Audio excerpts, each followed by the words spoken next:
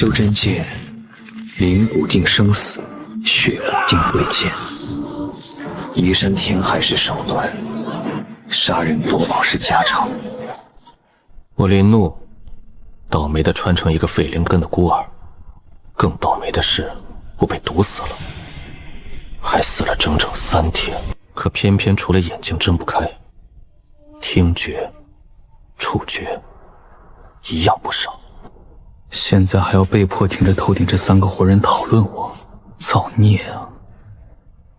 你们快看快看，这人手臂上有花纹哎，一整片从手腕铺到肩膀，这不就是花臂纹身吗？好酷哦！纯色也讲究，你看这乌漆嘛黑的一圈，我记得师祖说过，外头有一种打扮叫哥特风。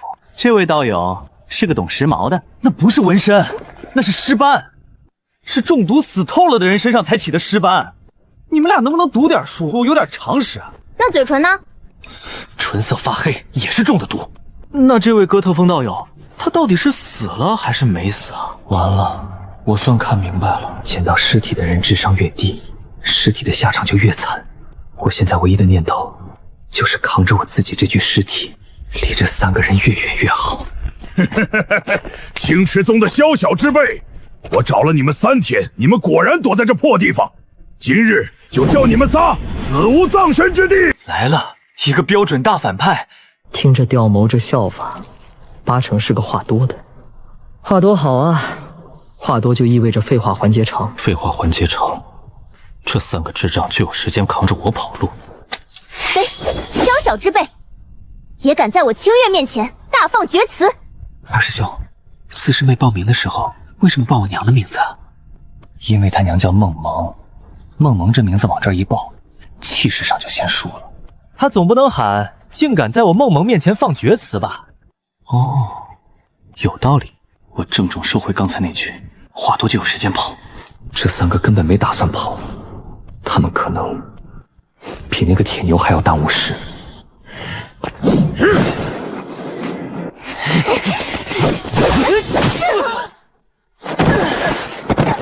哎呦，这一下是真的有点痛的哦。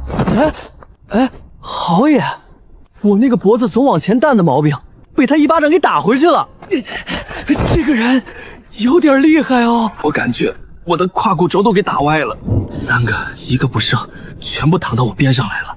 我太了解反派的工作流程了，等会儿他过来毁尸灭迹，绝对会顺手把我也当成一伙的，再补上几刀。我好不容易混了个全尸啊！我有一个主意。什么主意？有道是子债父偿，这巨男尸躺着也是躺着。咱们现在就认他做爹，爹欠的债，铁牛总不好意思找儿女要吧？妙啊，二师兄！论谋略，这一块还得是你。啥？我的亲爹！爹，我的亲爹啊！爹，我的亲爹呀！走，都给我走！我林怒今年才20出头，我没有你们这种儿女。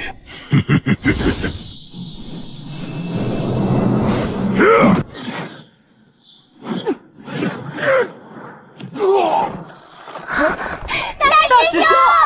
大师兄来了！喜当爹的总时长3秒。大师兄，你有些特别的癖好，我们当弟弟妹妹的都能理解。可这一具，他都凉3天了，要不我去给你现捉一个新鲜的？闭嘴！他肉体虽毁，魂息却没散，魂魄离了体而已，捡回去，兴许还能救回来。扛回去，救不回来。我可是被灌了整整1瓶复丹水的人，尸体都开始长斑了，这种情况还能救回来？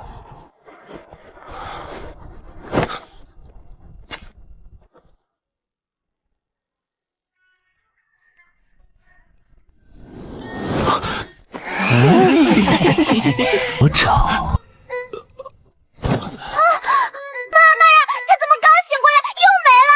别慌别慌，我看看。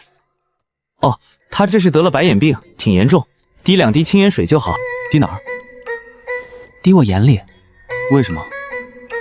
我也不知道。这地方，我看我还是别醒过来了。给我活过来啊你！我不想醒，我太清楚了，醒过来要面对的未来，不会比这4张脸光明到哪儿去。可是我的人中真的好痛啊！这哪是掐人中，这是要把我人中掐穿啊 ！What are you 干啥嘞？我刚才极度愤怒之下说了中英结合语，哟，他真的活了耶！你们看，随便在外头捡个人回来是不会被灭门的。师祖就是大惊小怪。对了，道友，你是怎么死的呀？我捡了个人回家，然后我们全村被屠了，灭了门。巧合罢了，我们随便捡的人，怎么可能就屠人家满门呢？我们村当年也是随便捡了个人回来。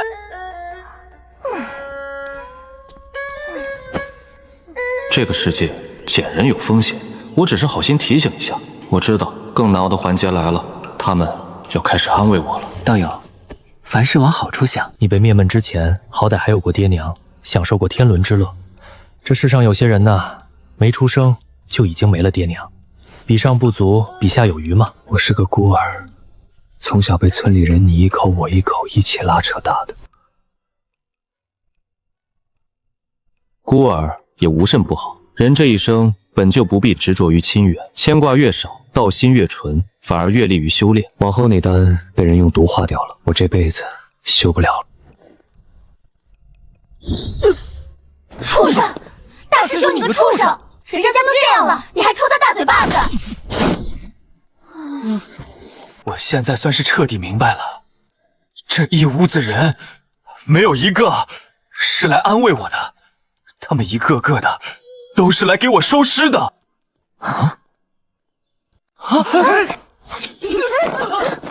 好家伙，我这是上线就送4连击，这位想必就是他们的师尊了，声称的这般清冷金贵，眉眼跟画里描出来似的。可这一手仙人的力道，怎么跟拆迁队队长似的？看你这模样，应当没见过我。我叫云鸦。云鸦，这名字我好像在哪儿听过。云鸦起万鸟王，克天宗无常人，进德门仙鬼剧。您是那位云鸦仙师，这里是克天宗。是的哦，你面前这位就是我们师尊云鸦仙师哦。仙师，求您把我收下吧！只要你肯收我，要我做什么都行，扫地、喂鸟、给同门当沙包，我全干。克天宗，云鸦仙师，这可是连仙带鬼都怕的地方。我要是能进这道门，那个想弄死我的朱薰儿还敢追到这儿来吗？仙师，你不知道外头有人要弄死我，我不想再被吴越那帮人打成一颗潮汕肉糜啊！我这条命是用复活卷轴换回来的，那卷轴已经用掉了。我现在求你发发慈悲，再给我一张无限复活卡呀！说话呀，收还是不收？您倒是给我个准话啊！有戏。我克天宗不养闲人，你想留下可以。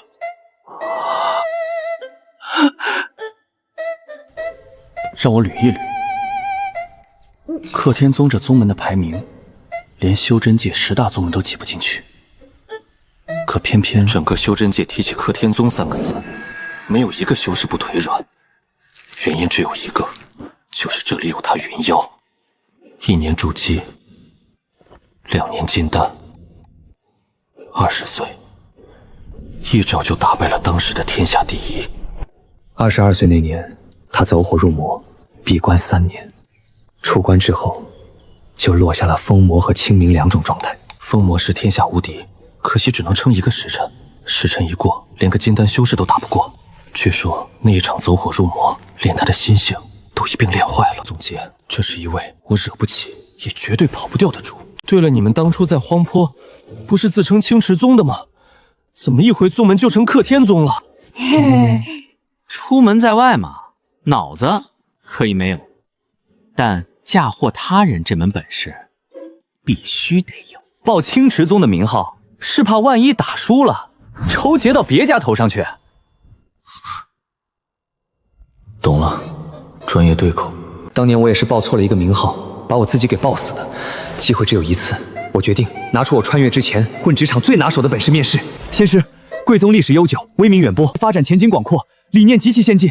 在下虽不才，但吃苦耐劳，愿从基层做起。我没说要收你。仙师慧眼如炬，也正因为贵宗如此求贤若渴，才更需要在下这样。我也没说不收你。说得对，事在人为，前途未定，在下定当全力以赴，不负。看你表现。哇，会变脸！这一手要是拿去街头摆摊，川剧团那帮变脸的老师傅得连夜赶来给他磕头拜师。不过我先把话说在前头，对我说脏，我是会弄死你的哦。你温柔，你善良，你那双眼眸真漂亮，哇 ，beautiful！ 你的仇人叫什么名字？无元宗，浮云仙师门下朱静儿，他变脸了，这次不是装的，推断克天宗和无元宗之间有故事。一个看我不爽的师尊，加一个被我恨的仇家，这买卖没准能成。详细说说你的过去吧。我这具身体的原主是个孤儿，根骨其实极好。当年村里好心收留过那个落难的少年，原主待他不薄。后来无元宗下山选徒，把那少年接走了，他就叫朱安儿。朱安儿带着人来灭了村里所有人，我不知道他为什么这样做，因为我是在他被人接走的时候才穿越到原主身体。洛阳没要我的命，要我命的是追到崖底的那群天元宗弟子，和他们撬开我的嘴，灌进去的那瓶腐丹水。人都死了，还吓着师弟。死得好，留他活着，师弟心里总归不安生。我到死都没想明白一件事，朱安儿他究竟在不安什么？他身上到底藏着一个什么样的秘密，能让他宁可血洗一整座村子，也要把所有知情的人灭口？不要脸！这个朱安儿简直不是人！人家好心收留他，他长大了倒回头来灭人满门，还第一大宗呢。我看是净收些没良心的破烂。这些所谓的天之骄子，平日里一个个比拱朝天，哼，背地里干的事儿，连猪狗都不如。等会儿，按照小说套路，这种龙套配角，不都应该无脑站在天才主角那一边吗？我才随口讲了一遍，他们就全信了，还气成这样。万一我是为了自己的仇编故事骗他们呢？行了，你这个我可以收，不过我有一个条件。他们说的确实有道理，你为何不去寻破邪宗？他们最讲一个正气，最是厌重心性恶毒的修士。你去寻他们要公道，可比跟了我好得多。毕竟你自己也看见了，我这手底下可没产出过什么好货色。这一道考题选错了，立刻被赶出门。回禀仙师，破邪宗他们不会问我这个问题。好，回答得很好。1个月之内重新修出一颗真内丹，我便收你做我克天宗第5个亲传王。1个月练出内丹，原主当年跟痴傻人打坐了整整5年才修出来，1个月，这跟让树懒送外卖有什么区别？好家伙，绩效考核没通过，还附赠一条龙的尸体回收服务。师尊，您就收了他吧。您想想，他骗我们仨能图什么？图我们身上这点穷酸味儿？就是能编出捡个人就被屠春灭门这种丧气故事的人，那是真惨。要是说谎，谁不往好听了编呀？所以师尊，他说的多半是真的。这套逻辑荒谬，但是我居然1个字都驳不倒。你既要在此处待上1个月，少不得要同我4个徒弟接触，先认认人。黎墨，我的2徒弟，筑基期3阶，除大师兄外，他修为最高，有不懂的可以问他。他现在在研究双秀，他父亲出自合缓宗。合缓宗玩这么野的吗？师弟你好。二师兄留步，我以前是个社畜，更习惯单修，喜欢那种没日没夜苦干，一眼望不到头，攒的工资没时间花，看了看存款5毛8的日子。哼，池云然，3师兄阴修，我收他不为别的，只是因为他根骨不凡。师尊懂我这根骨。池家是袖珍界财力最雄厚的家族，他是池家这一辈唯一的根。原来是走后门，有道理。唐谷4师妹筑基1阶，剑修兼修药，是他娘当年抱来塞给我的。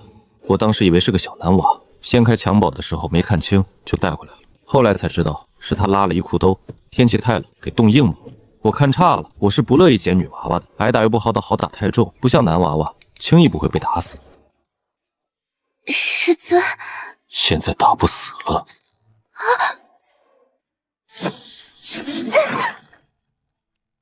确实打不死。师尊，把头去了，不就能拔出来了？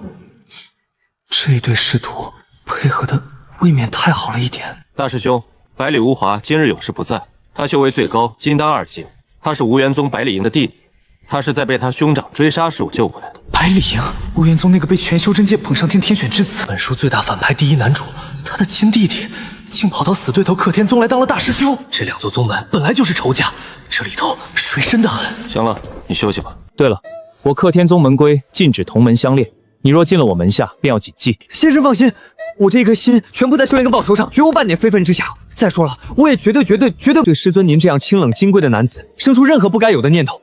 我就是死，就是去跟人对食，我也不搞。把话说死，趁早把调戏师尊这条死罪从我的罪名单子上划掉。男子，是谁告诉你我是个男的？等一下，我这一位威震修真界清冷金贵的师尊，是一个女扮男装的姑娘，怎会如此啊？虽然师尊还没正式收你为弟子，不过这间厢房空着也是空着，你先住着凑合啦。我靠，我怎么憔悴的跟个恶鬼似的？不对，好像之前确实是变鬼了，还好被救回来了，算是鬼里逃生。等我洗漱收拾一番，又是一条顶尖好汉。师尊是女的，女扮男装，把整个修真界骗了几10年，而我在知道真相之前，当着他本人的面，信誓旦旦地保证绝不会对他这样的男子动心。我等于亲口大圣，正式的把自己认证成了一个有眼无珠的睁眼瞎。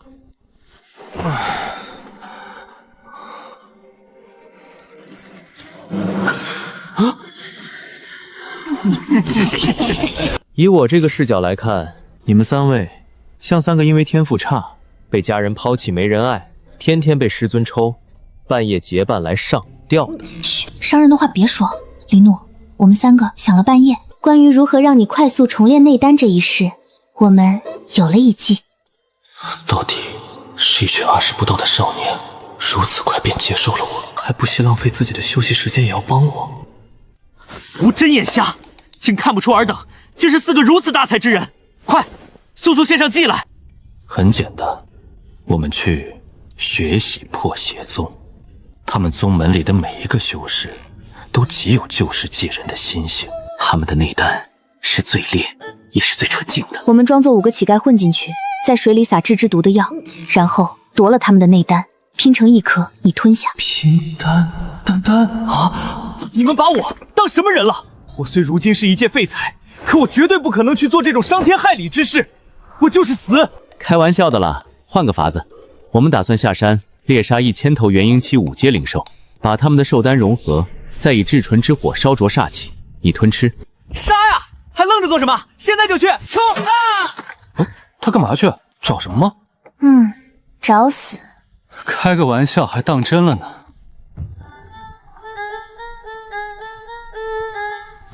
这么早就回来了？不认识路，师尊他很温柔的给我指了路。你脸上那一个拳头印记是怎么回事？管好你自己，不该你问的你别问。他真的很有心机。糟了，若这几个人知道我半夜跑去对师尊施美兰计，他们必然不再帮我了。林诺，他肯定是自己扇了自己一巴掌，故意把脸打肿，好让师尊看见他脸肉嘟嘟的，觉得他年纪小，起怜爱的心思，破格收他。天哪，他好聪明哦，我们怎么没想到呢？又错过了好多呢。是的，没错，我就是这样一个有心机有手段的人。我就说吧。对了，你们师尊他明明是个姑娘，为何要扮成男修这么多年？哎呀，师尊他受过情伤了。师尊他呀，早年一心扑在修炼上，常说无情才能得大道，有情只能得软肋。有一年他出去历练，明明一心修无情的他，竟爱上了一个温文尔雅、性子清冷的男人。他为那男人苦苦追求，嘴也不毒了，性子也正常了，甚至还洗手做了羹汤。那真的很爱了。可那狗贼，他根本就没把师尊放在心上，陪了师尊整整3年，为的就是师尊压箱底那一卷宝脸功法。功法到手那一日，他就凭空消失了，从此再没回来过。最毒男人心啊！打从那以后，师尊他就开始厌男了，因为厌男，他连自己这一身女子皮也跟着一并验上了，索性披上的南仙师云鸦这一身皮当铠甲，再不以女子之相见外人。师尊他说，这一身皮穿上，便再也没人能从一个男人身上骗走任何东西。原来如此，我那一套美男尺方向就是错。练内丹之前，先测灵根，测准了才知道你该走哪条路修。都给我看好了！想当年末期少年，穷。灰色的，灰色是杂灵根，最下等、最垫底的那一种。我不服！杂灵根这一桩事，我躺不平，这一口气我咽不下去。原主当年跟着痴傻人打坐了整整5年才修出内丹，师尊给的只有1个月。这1个月里，我若不能让师尊高看一眼，便要被原样扛回荒坡。我决定再去求师尊一次，这一回不耍美男计了，我用真心，用诚意。师尊在写什么？写得这么入神，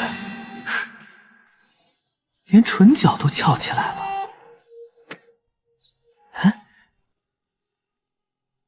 徒弟，师尊现在统共就5个徒弟，前头4个，大师兄百里无华，二师兄离昧，三师兄池云然，四师姐唐谷，哪一个是废物人设啊？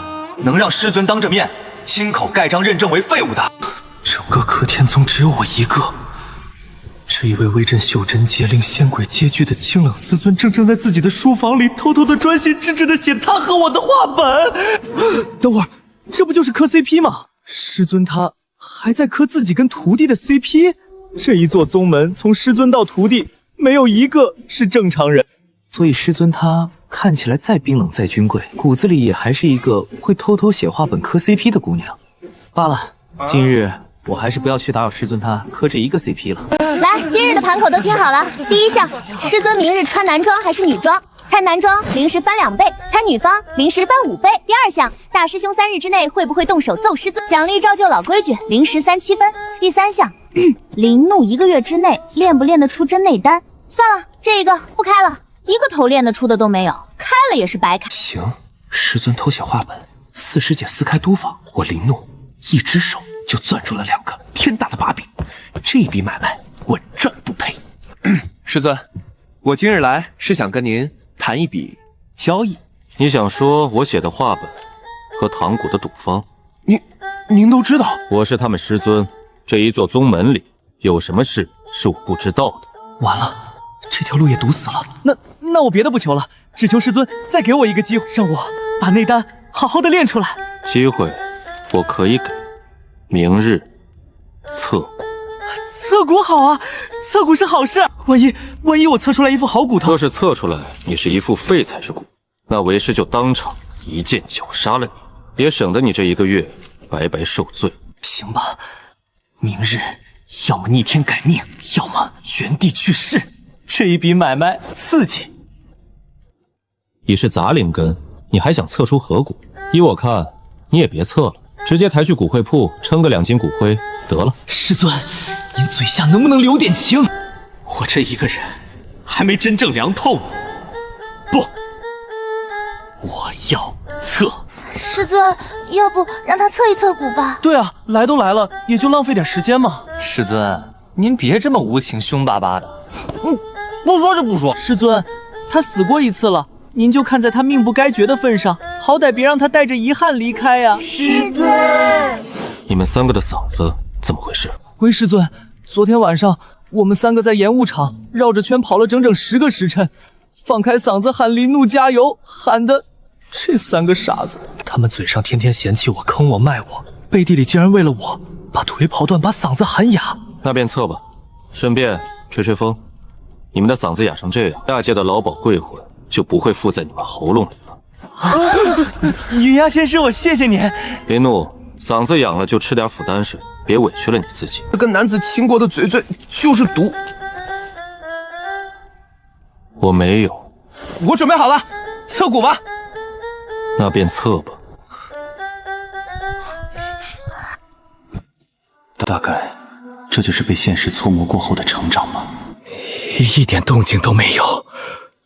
我刚才用余光瞄了一眼，师尊他腰间那一把剑已经出鞘3寸了。哎呀，林诺，没事儿的，好歹你有灵根，比那些无法修炼的凡人可好得多。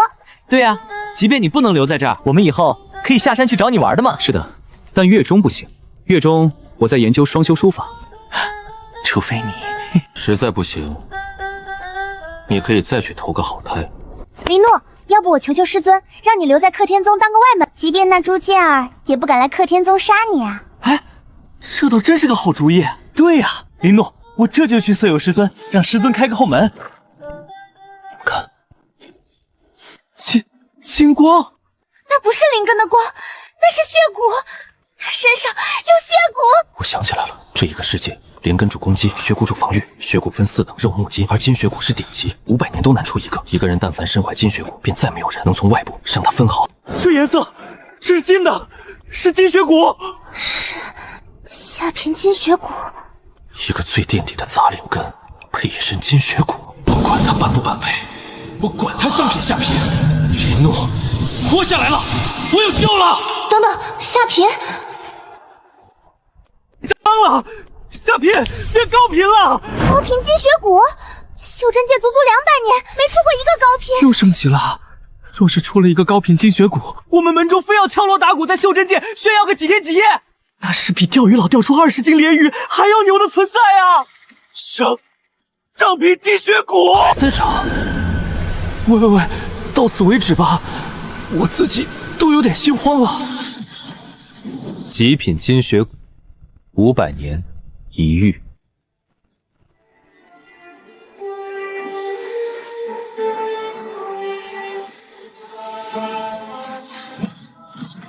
极品金血骨，我来翻译一下，这意味着什么？从今往后，这一个世上再没有任何一个人能从外部杀得死我林怒！都给我看清楚了吗？这就是天才，这就是逆天改命！一个捧场的都没有。行，没人捧，我自己捧。这个场子，我自己撑得住。罢了，一个杂灵根能扛着一身极品金血骨活到今天，也算是个奇货。内丹的事照旧，1个月。灵根主攻击血骨，主防御。你既身至极品金血骨，那么世间便绝对不可能有人能伤得了你了。金血骨已是世间难寻，林怒竟还是极品金血骨，这是何等的恐怖啊！林诺，从今日起便是修真界一颗活的不死的坦克。说出去，整个修真界都要得红眼病。门中若敲锣打鼓在修真界炫耀，那也是理所应当的。爽是真的爽，可等会儿，若我从今日起人人皆知是极品金血骨，那不对，这不对啊！四师姐，怎么了？林诺，你想过没有，当初要杀你的那一帮人，为什么要费那么大的劲，特意去给你灌那一瓶负担水？一刀捅没多简单，一根麻绳掉了多省事，他们偏偏绕开了从外面动手这一条最省事的路，为什么？四师妹，你的意思是？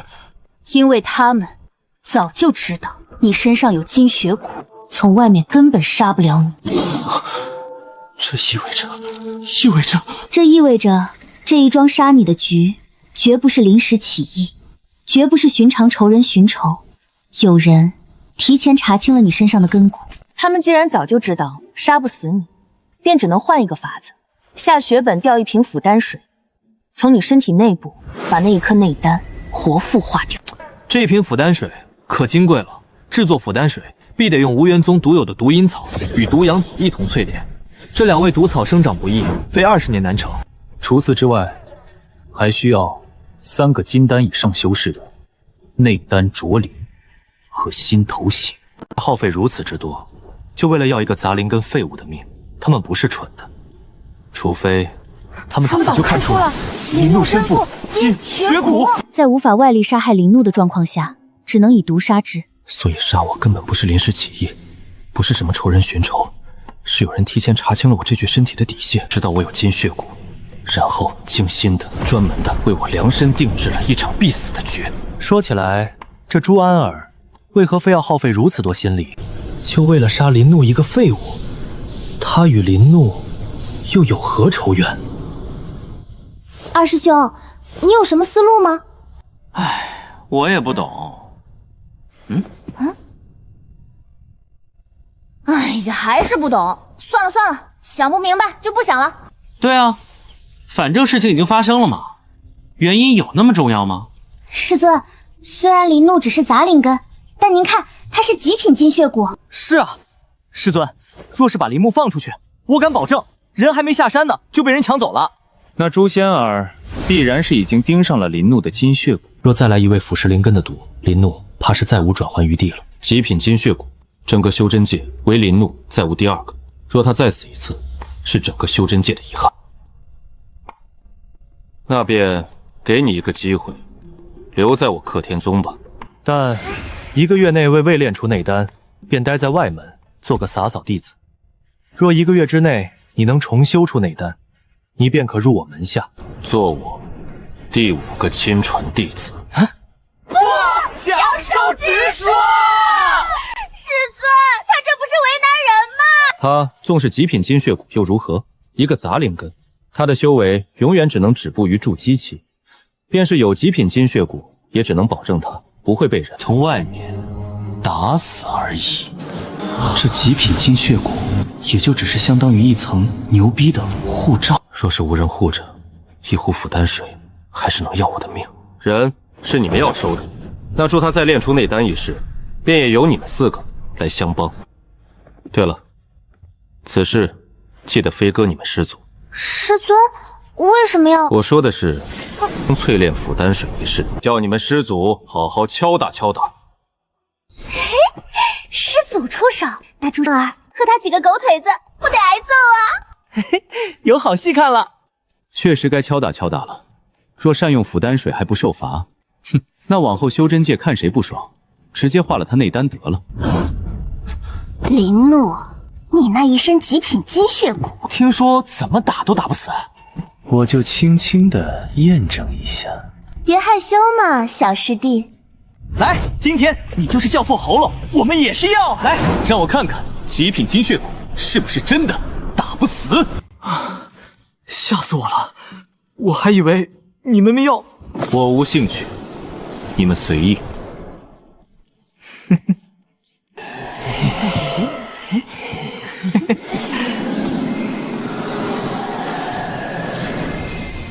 4个也行哦。你们站住！师尊还说了，这1个月是你们4个轮流带我特训的，跑什么跑？1个月重练内丹，倒计时现在开始。4个弟子轮流带林怒，抽签决定顺序。第1个是我。四师姐第1个，不急着修炼，先跟他套套近乎，挖点这一座宗门的情报。4师姐，正式特训之前，能不能先跟我讲讲你们那一位神龙见首不见尾的师祖？师祖呀，跟你说一个秘密哦，师祖他也是个穿越者呢。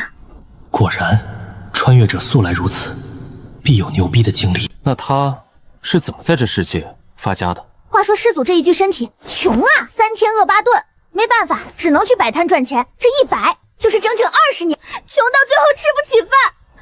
师祖怒而一头撞在石头上，准备死了拉倒。后来呢？没想到啊，那一块石头竟然是师祖奶养的小狗的土堆。师祖没死成，又卖了自己的破马屋赔师祖奶。师祖奶也穷啊，两人一打不相识，一合计一起去创业了。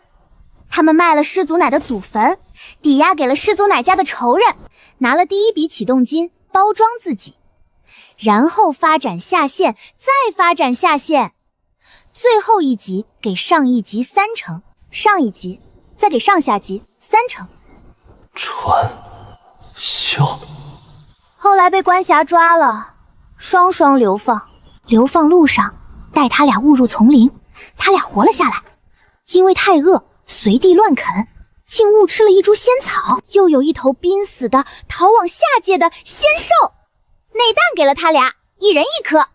出丛林时还碰上一位即将飞升的大能，莫名其妙把自己一身修为全渡给了他俩。唉，这一下两人不用修炼，直接有了灵根，一举进化神境界，还创立了克天宗，天天吃吃睡睡。因为太无趣，还结了道侣，双双归隐了。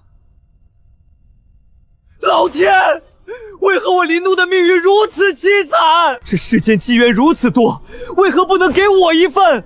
有人凭摆摊，凭传销，凭路边啃野草，就稀里糊涂摸到了无上机缘。而我林怒被灌毒，被坠崖，仗尸斑，测出杂灵根，到现在命都还是借来的。这一个世道还讲不讲道理？极品精血骨，你要脸吗？好了，套近乎结束，特训开始。林怒，你现在面朝山下。然后呢？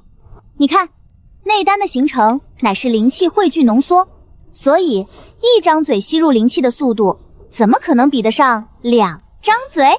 所以，你告诉我，人该怎么从屁股吸收灵气？怎么就不能？你又没辟谷，怎么就不知道屁股不仅能出也能进的？就没有体面一点的方式吗？真麻烦，给你穿上。哼，修炼这种大事，仪式感是很重要的。好了，现在感觉好多了。戴上这一顶王冠，我无论再做什么事，都会显得很有格调。好了，现在开始闭眼，清除杂念，将灵气从2个口汇聚进体内，慢慢的在丹田处融合。3个周日后，将浑浊灵气吐出，再吸入灵气，再融合。3个周落后，吐出。有什么感觉？感觉你在摸我的肚子。唐古，你拿一只火把烤我的肚子干什么？催眠你的丹田，让它感受到滚烫，自以为自己正在形成内丹。林怒，你知道吗？你真的很较真。第一天，我的师姐正在用烤红薯的法子烤我。唐古的火把催熟丹田大法宣告失败之后，他没有气馁，他连夜开发出了第2套方案。这套方案名字很响亮，叫五花大绑出潜能。他的原话是：人被捆得越紧，丹田就越想挣脱，丹田一挣脱，潜能自然就出来了。我严重怀疑他这一整套修炼理论是从过年捆拉绳里头悟出来的。你们2个光天化日朗朗乾坤，在这山顶上玩这个。师兄，你想多了，我和你四师姐之间清清白白，什么也没有，我们俩是没有结果的。哇！我不教了，这个废物我教不了，你们爱谁教谁教去。我好像无意之间给我们这位活泼开朗的四师姐留下了一辈子都好不了的心理阴影。四师妹的法子到底还是太温和了，捆一捆，烤一烤，这种小打小闹根本练不出你的内丹。接下来换我的法子比他有效的多。为什么三师兄越是笑得好看，我心里越是发毛？林怒，我们这儿有一个大道理：一个人到绝境，他身体的本能为了活命，自己就会聚出内丹。绝境？师兄，你说的这个绝境，具体是指什么样的绝境？比如说，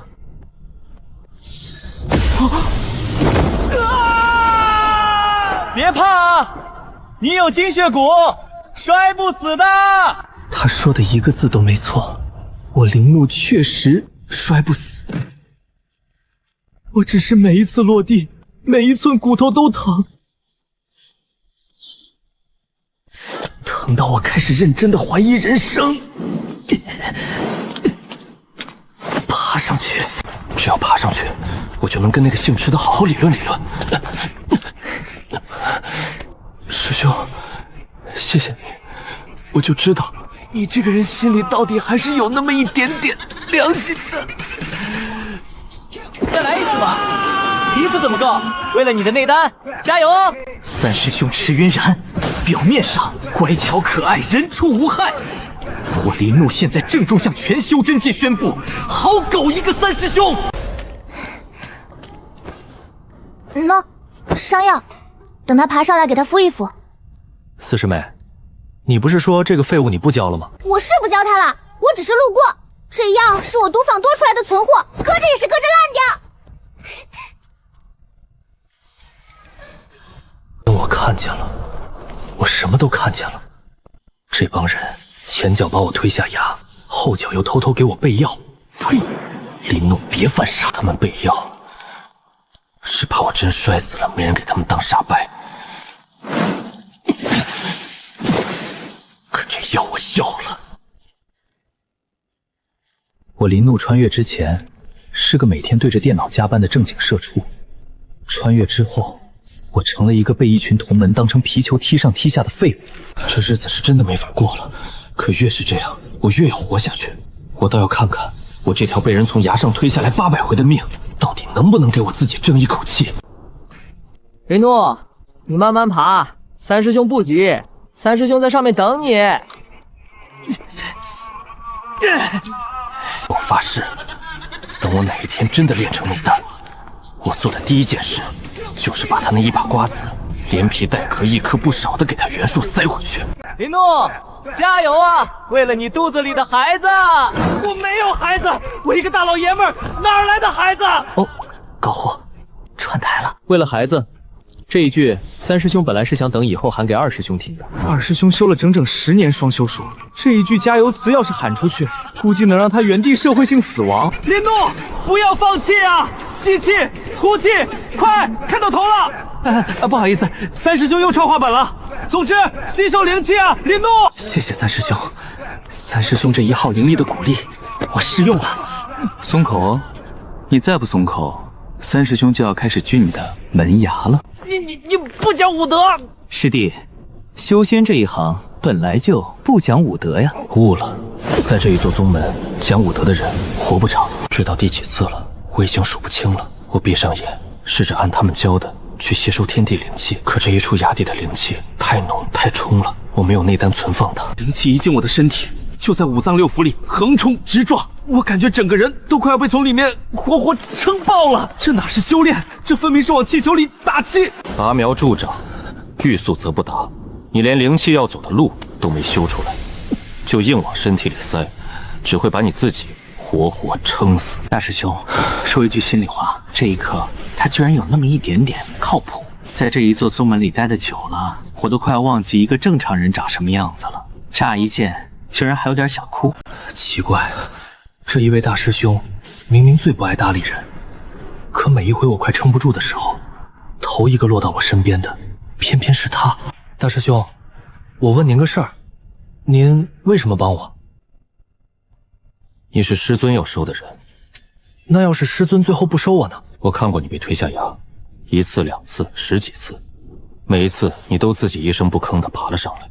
我百里无华这一辈子最看不得的就是一个不肯认命的人，身边没有一只手肯拉他一把。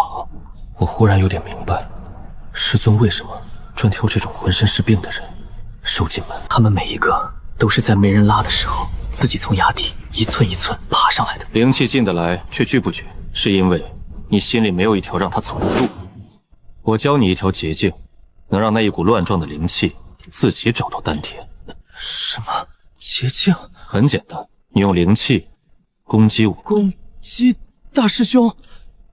我这一点点可怜巴巴的灵气，连给您挠个痒痒都不够格。是，我懂了。灵气在我体内找不到出口，所以乱撞。可一旦我心里有了一个攻击他的明确念头，灵气就有了要去的方向。有了方向，他就会自己走出一条路来。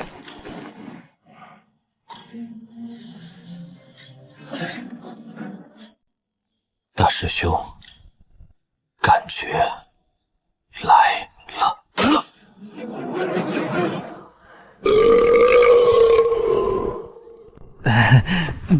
不好意思，跑太快了，体内的灵气只能用这种方法出来了。我感觉明明来了，可最后从嘴里出来的是一个嗝。力道加一成，边逃边吸灵气。逃是为了求生，一个人在求生的时候，吸灵气最快。于是我的特训正式升级成了被大师兄拿一根鞭子追着抽，从太阳刚刚升起，一直收到太阳落山。你抽我肚子干什么？我的丹田又不长在肚子上，您这一条鞭子专门挑我最嫩的地方招呼。有道理。我看您这一条鞭子，干脆改个名儿，就叫老抽算了。随你叫。大师兄，轻一点吧，有内丹都给您打散了。不是您自己的肚子，您不心疼是吗？你不是极品金血骨吗？你又不会被打死。这话是人的嘴巴里能讲出来的吗？今日就到这里吧，明日再继续。一整天下来，灵气没吸进去多少。唉，倒是被这一位老抽大师兄抽出了一身色彩相当丰富的鞭痕。师尊，这么晚了，您还没歇？百里无华，下手没轻没重。大师兄那是恨铁不成钢，是为我好。无余的，自己抹。明早还要继续。我数了数，今天唐谷偷偷给我留了伤药。这会儿师尊又丢给我一瓶。这一座宗门，白天一个个往死里整我，到了夜里又一个个偷偷摸摸的给我递药。我林诺穿越两世，这还是头一回被人这样放在心上惦记着。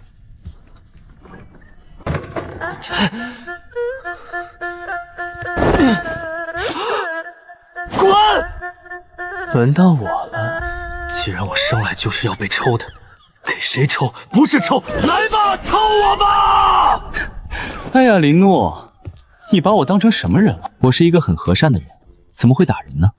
这种暴力的方式是不可能养出内丹的。二师兄，我郑重提醒一下，我是个男的。二师兄修的是神识层面的事。二师兄的神识进入你的识海，带着你一起运转灵力，事半功倍。听起来好像还挺正经的，这会不会真是个捷径？不要怕，初次神交，你一定会得到最妙的体验。林怒，这种感觉你一定会爱的无法自拔。真的吗？我不信。你在欲擒故纵。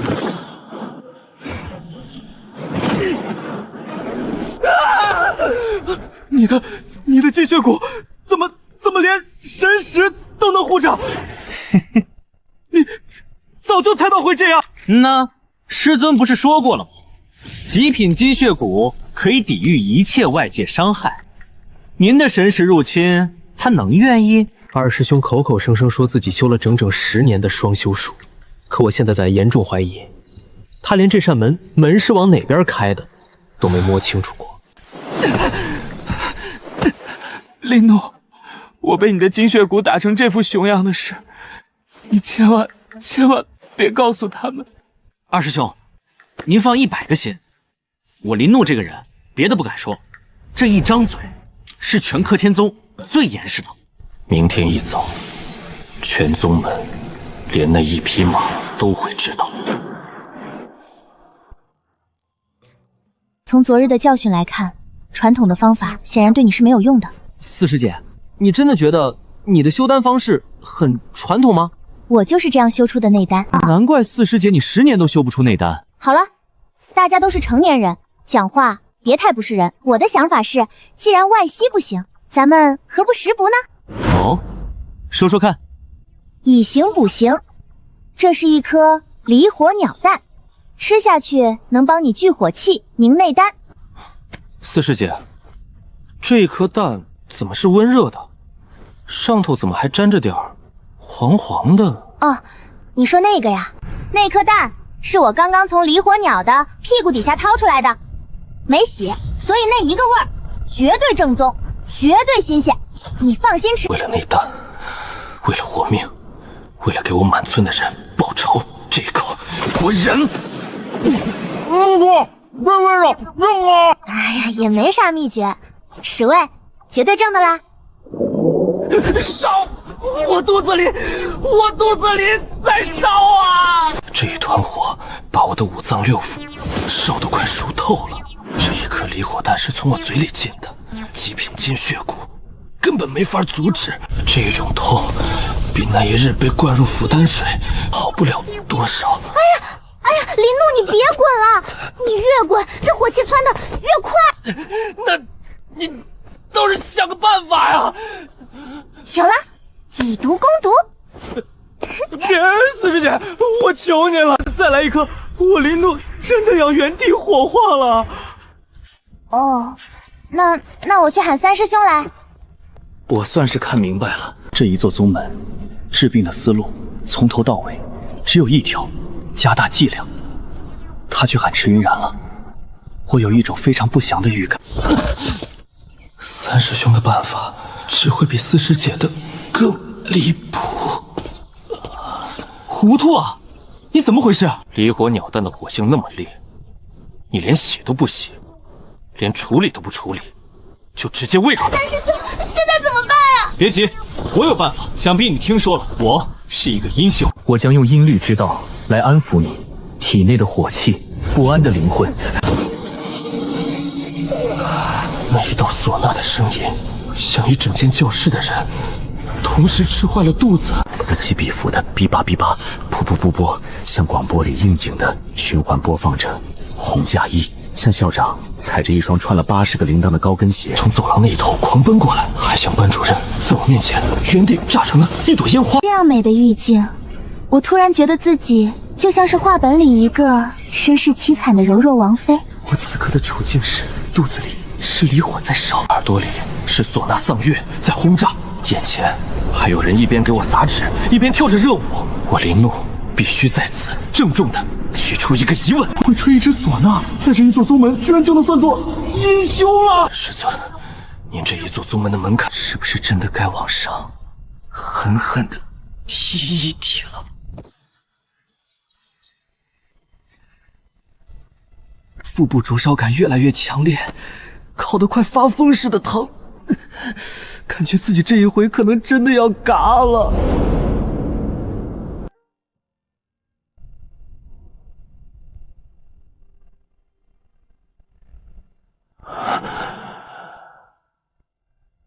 原来这样冰冷的人，还有如此温热的肠，跟常人一样的温度吗？原来我不应该以面试人心。大师兄，我就知道，这一个宗门里，总归还是有一个有人性的。这是什么？离火鸟的蛋，人性。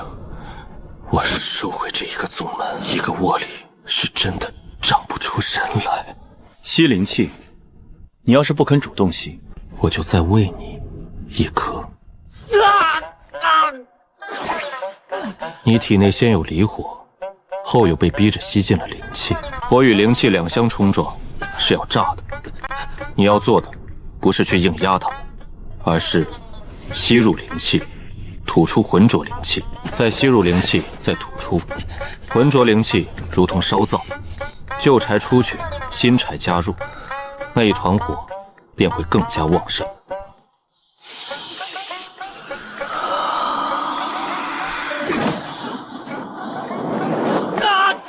好疼！吐出浑浊灵气，再吸入，再吐出。现在把你体内的离火与灵气全数聚集在丹田处，挤压，然后用吐出灵气的方法吐出离火。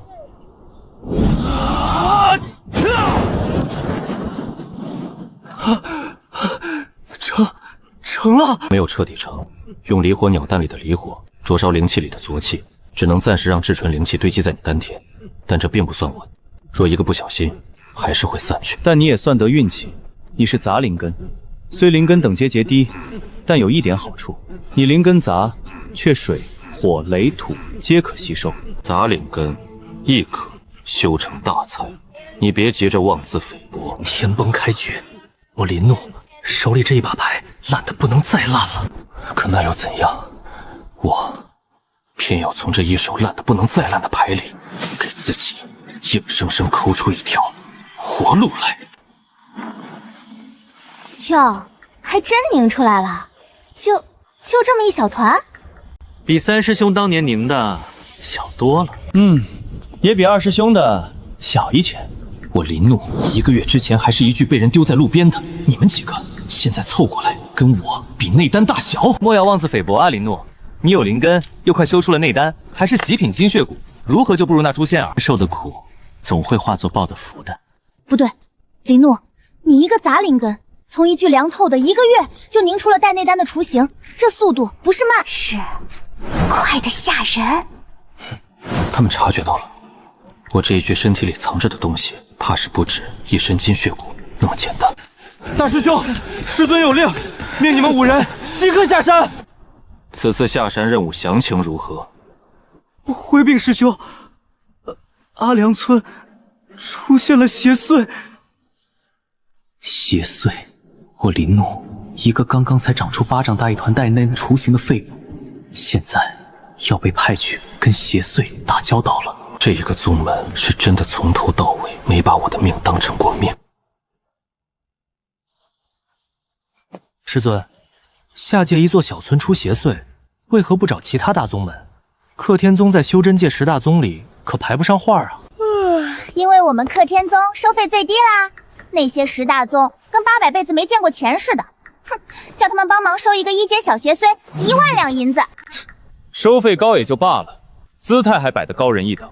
凡人若是多问一句，便是被吃骂无知愚昧。天元宗这群人简直不要脸，收费比其他宗门高2倍，回还迟许多日才过去，生等到下界凡人都死了人，才一副装得要死的模样赶到，去了吃也就罢了，还敷衍了事，次次治标不治本。只是把那邪祟驱逐了事，没多久，那邪祟便会回去，再次扰民，把他们蒙个麻袋打一顿，就老实了。好主意啊！下次咱们就这么干。以你们的修为，被套麻袋的很可能是你们。下山办差，单纯除一个邪祟，太亏了。我得想一个法子，顺手把天元宗也一块算计进来。我有一个一石二鸟的绝妙主意。假如花灵石去买通第2大宗、第3大宗的人去打天元宗，然后在他们殴打完之后，把被雇佣者的脸暴露给天元宗，那样3大宗门就打起来了。咱们克天宗再捡漏，坐收渔翁之利。用这种法子，咱们一点点铲除其余7大宗，咱们不就能坐上第1大宗的位置吗？妙！林诺，你这个脑子怎么长的？你要是不加入我们克天宗，当真是我们克天宗的一大损失啊！你这一身算计的脑子用在正道上，可惜了。大师兄这一句话，到底是在夸我还是在骂我？我一个字都听不出来。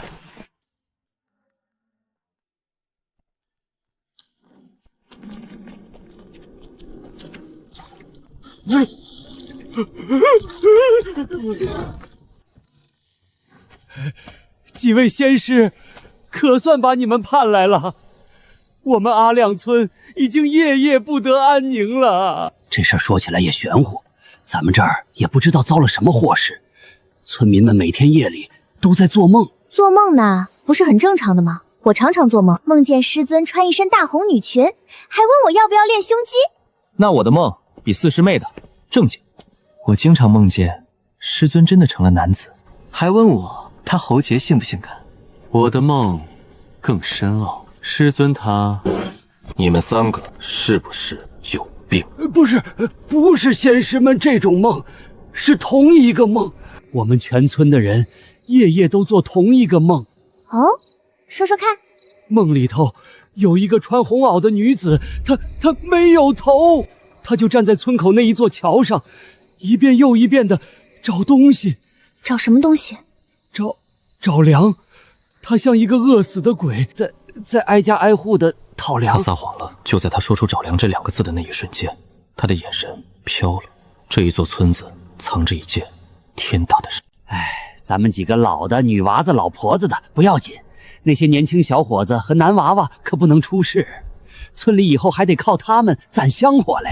死老头，你巴巴什么呢？就你们男人的命金贵是吧？香火香个锤子你香！这一把香火继承你们什么？老破屋还是你家尿壶？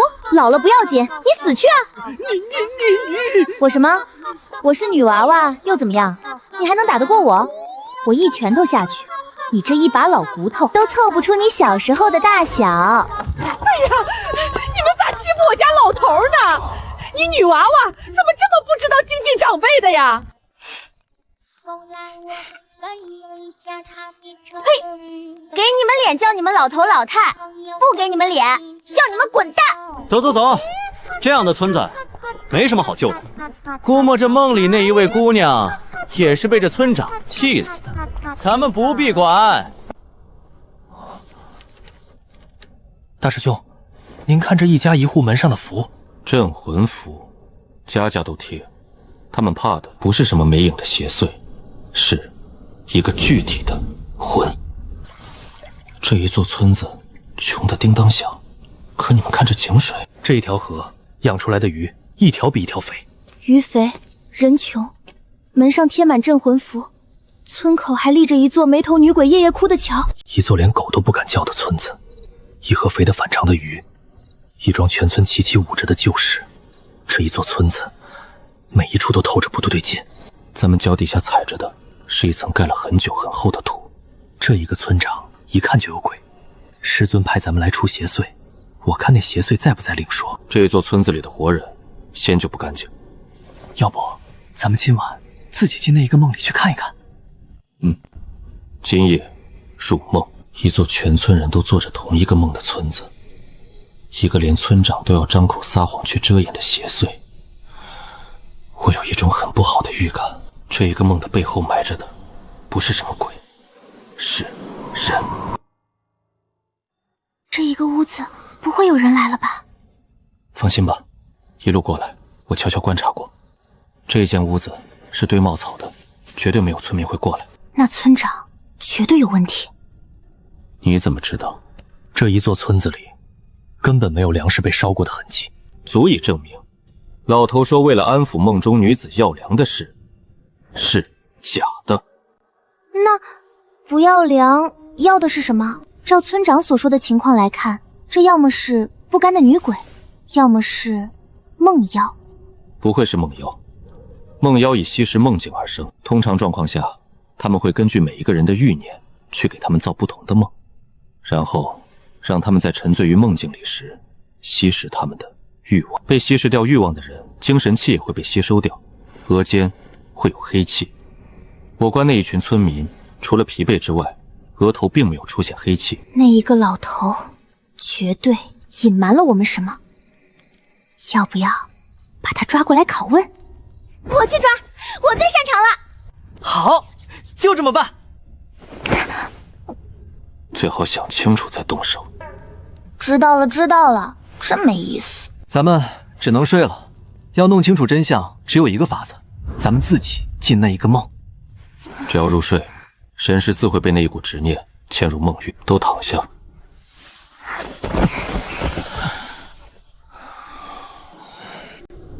成了，这就是全村人日夜深陷的梦境。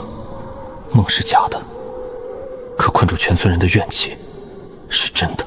这些都是全村人的脚印，全部朝着村口石桥的方向。全村人夜夜被拖入这个梦境，被引到石桥前，并非有人在寻物，是有人夜夜拖转全村人，逼迫他们看着自己一遍遍回答一个无人敢答的问题。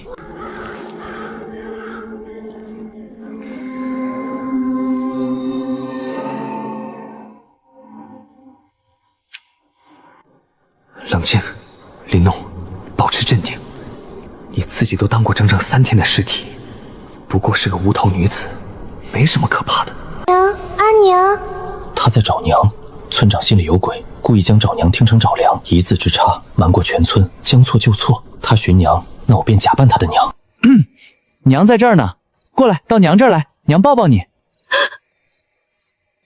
女儿，你头呢？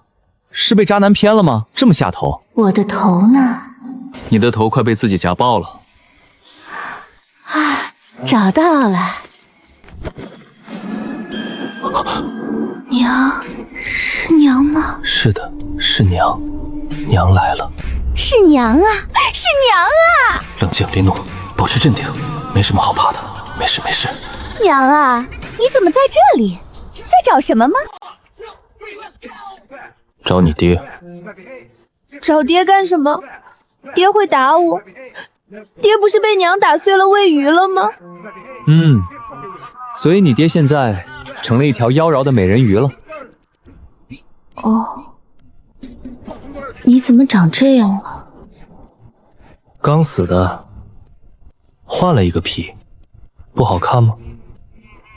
你真的是我娘吗？稳住，林怒，稳住，表情管理千万不能崩。只要他信我，我就能从他嘴里套出这座村子的真相。娘，你看着我，你现在还认得你的女儿吗？当然记得，娘最疼最疼的女儿，娘怎么会不记得？你是娘最乖最乖的女儿，娘最喜欢你了。我林怒活了2辈子，从来没有抱过这么个人、这么瘆人的东西。一想到肩膀靠着这张恐怖的脸，我几乎害怕的想哭。哎呀，我的女儿啊，我可怜的女儿啊！豁出去了，罢了。为了套出真相，我林怒今天豁出去了。乖女儿，娘问你，当年是谁把咱们娘儿俩分开的？是村里人，好多好多村里人，他们手里都拿着锄头。那带头的是谁？我记不清了，娘，我好困，他们的脸我都记不清了。他的记忆正在一点点消散，像被水泡过的画作，有人在偷偷抹去他的记忆。一个连仇人样貌都记不住的厉鬼，如何报仇？我必须抓紧时间，趁他尚且清醒，挖出所有真相。母亲，女儿现在好看吗？不好看，丑，不爱看，你千万别让我看。糟了，一时口快说错话了。天底下没有哪个母亲会这样嫌弃自己的亲女儿。此刻本该含泪安抚，夸赞她好看，可我实在夸不出口。她这副模样太过骇人，足以让人连日做噩梦。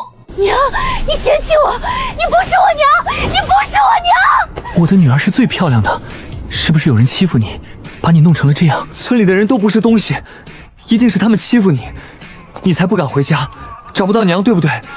娘很想你。你不是我的娘。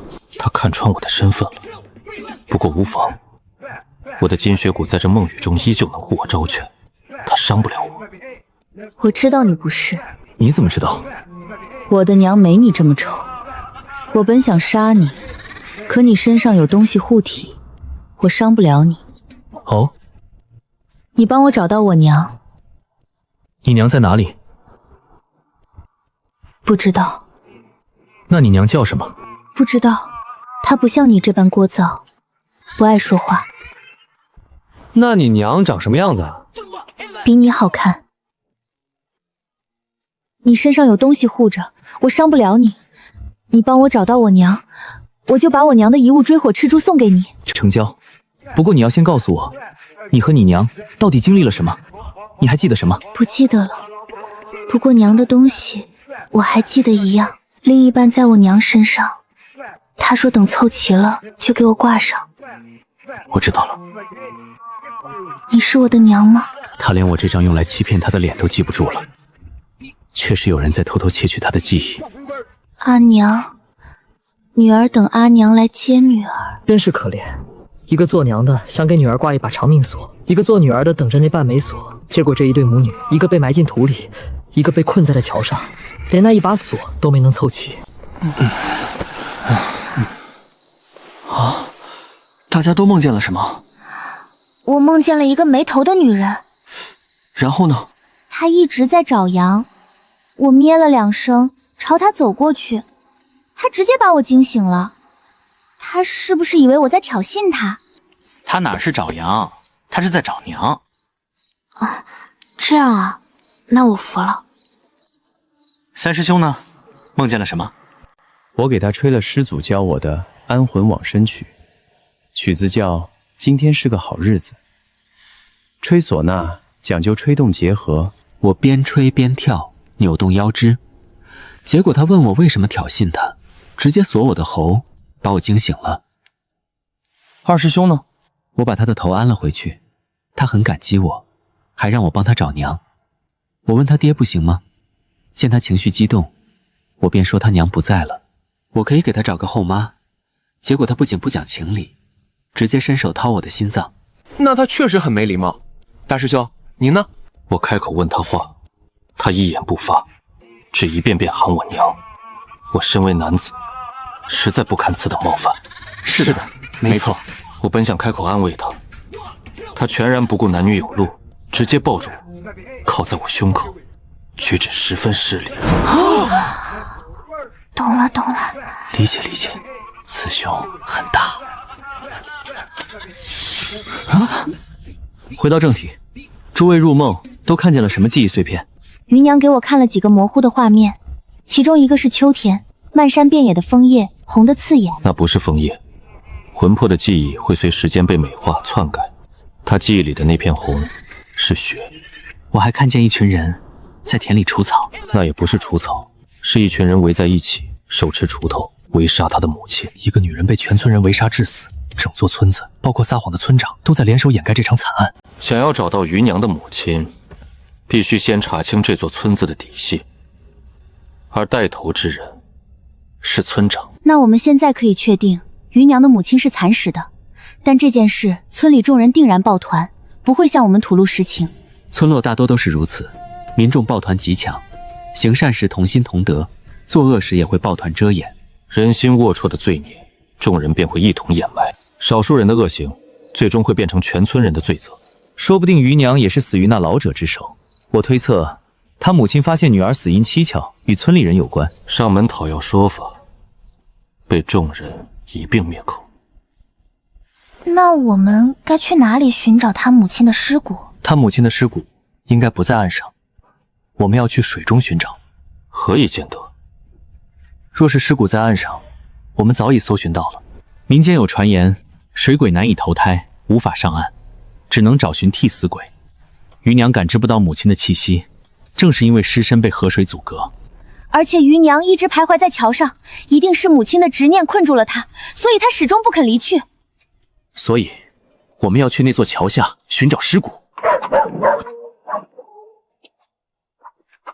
这些鸡为什么放在屋外，还被砍去了一只脚，剩下的脚还绑着红布？鸡不是有4只脚的吗？晋升，下水。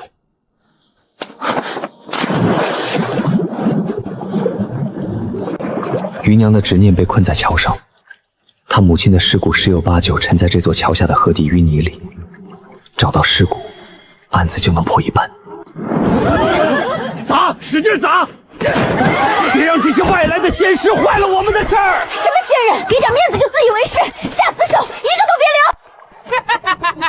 留！死了，全都被砸死了。什么仙师，还不是轻易就沉底了？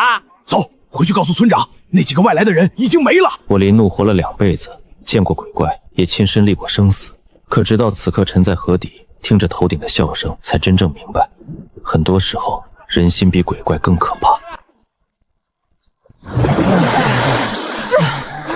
他们居然拿石头砸我们，差点把我们当场砸死！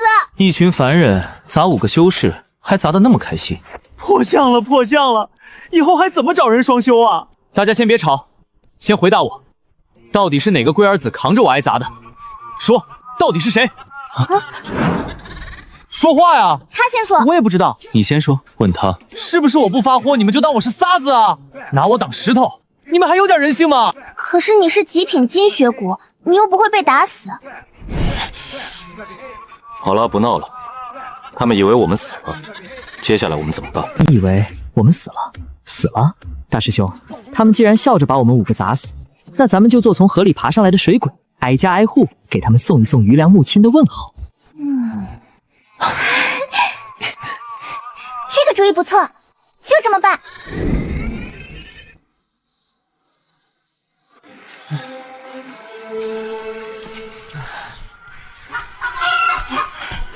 有谁见过我女儿余娘？我的余娘啊！他们砸我们的时候，可没半点手软，笑得那叫一个欢。今夜就让他们一个个缩在被窝里，好好感受一下恐惧。你在哪儿？余娘！你在哪儿？余娘！余娘！余娘在哪儿？回来了！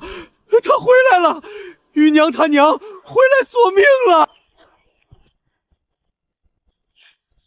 鱼上钩了。慌什么？不过是几个外来的仙师扮鬼吓人而已。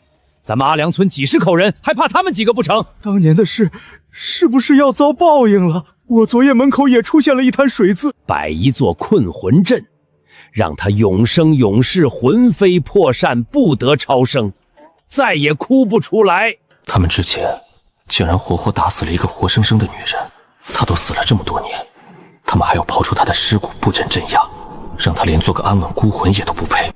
这些人究竟是恶毒到了什么程度？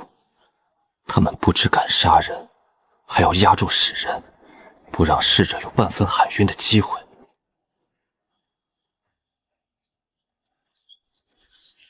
他们连他死了都不肯放过他。这种符纸是镇魂的，这种朱砂线是锁魄的。这座小小的坟被人用尽手段，里3层外3层死死封住，一群活人怕一个被他们亲手害死的路人，怕到连一捧骨灰都要镇住。可笑！他是被人活活烧死的，临死还蜷成这个样子，像是还想护着什么。一个女人，她到底是做了什么，要被这样对待？她什么都没做，她只是生了一个女儿，又拼了命护了那个女儿。在这个村子里，生女儿、护女儿，就是死罪。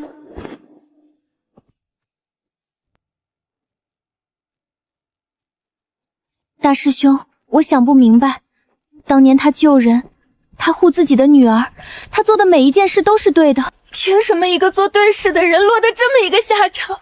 因为在阿辽村，对和错早就被他们掉了个个。救人是罪，卖女儿是常理，一村子的人都认了，那错的反倒成了他一个人的。我穿越之前总听人说一句话，雪崩的时候，没有一片雪花是无辜的。阿辽村就是一场捂了很多年的雪崩。而这一对母女是唯一2片想往反方向飞的雪花，所以他们被整座雪山活活压碎了。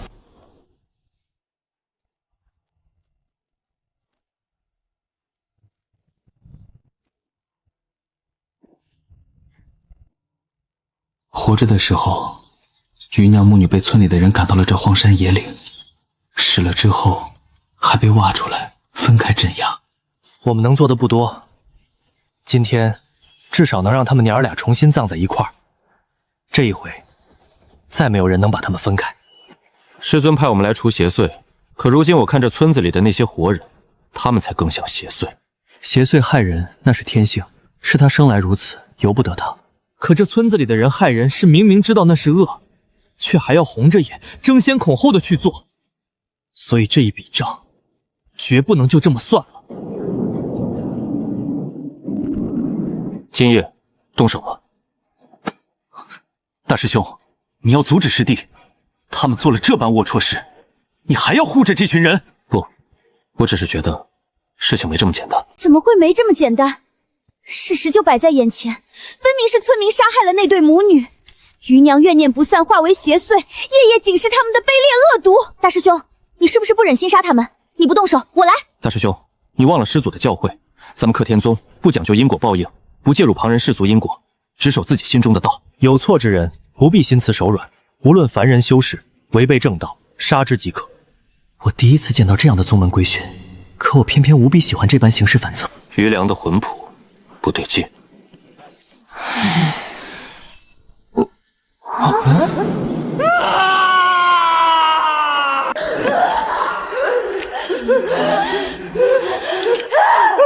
放过我吧，不关我事儿啊！都是他们，都是他们！那个眼神我认得，是余娘她娘，当年被我们围住，临逝前看我们的眼神，是她，余娘她娘回来索命了。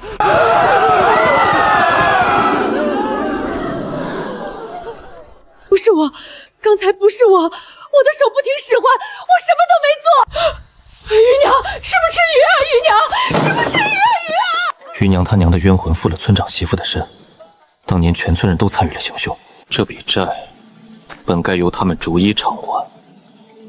冤有头，债有主，当年动手的人一个都跑不掉。打探清楚了，是余娘她娘附身了村长媳妇儿。那我们还要对付村民吗？事情都变成这样，没必要再插手了吧？余娘母亲亲自回来为女儿报仇，也算因果报应。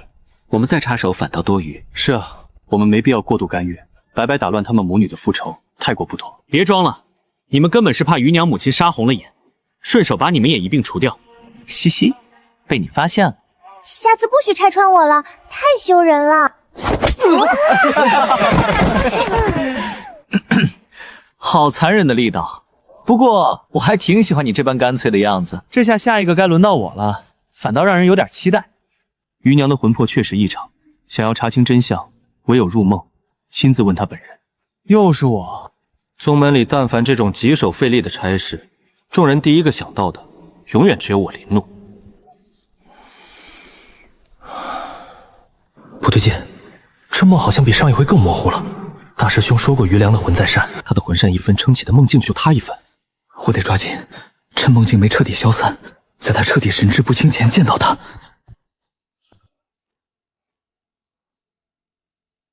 哟，余娘啊，要吃不吃鱼，我下河给你捞2条。来就来，还特意动手，怪客气的。你这人到底是来做什么的？哟，气性这么大呢，你这个态度我倒是不想说了，要不你猜猜？大师兄说他神志时清时混，普通问话套不出真相，我只能刻意激他，让他现出真身，露出破绽，确认他到底是不是真正的余良。别晃了，看着就烦。我阿良找到了吗？你这话问的，事情交给我，你就放1万个心。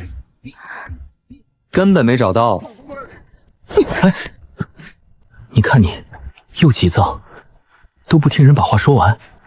说，是不是有我娘的消息了？有个屁消息，白白浪费2天时间。那你去死！哎呀，怎么年轻人如此不淡定？你去死！淡定淡定，你倒是听我把话说完。哎呀，我鞋带开了，先系个鞋带。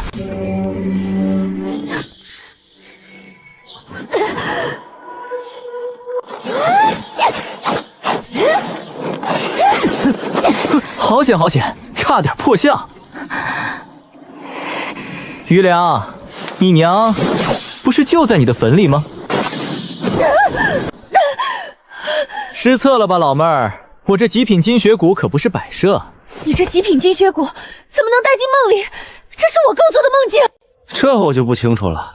我原本不是靠金血骨硬抗他的攻击，只是笃定梦里受伤不会影响现实，没想到意外触发了金血骨的克制效果。你说的坟是什么意思？其实我找到你娘了，但是我发现了一件有趣的事，有人吞噬了你娘的魂魄。村长虽然请高人启动阵法，镇压了你娘的魂魄，但是我们在牵引你娘遗体的时候，发现你娘的魂魄被东西吞噬了。村长媳妇疯了，有东西吃了你娘的魂魄后，替你娘向村长媳妇报仇。村长媳妇是不是对你娘曾经做过什么？娘，是鬼！好家伙，这只鬼竟有这般钢铁般的执念与意志。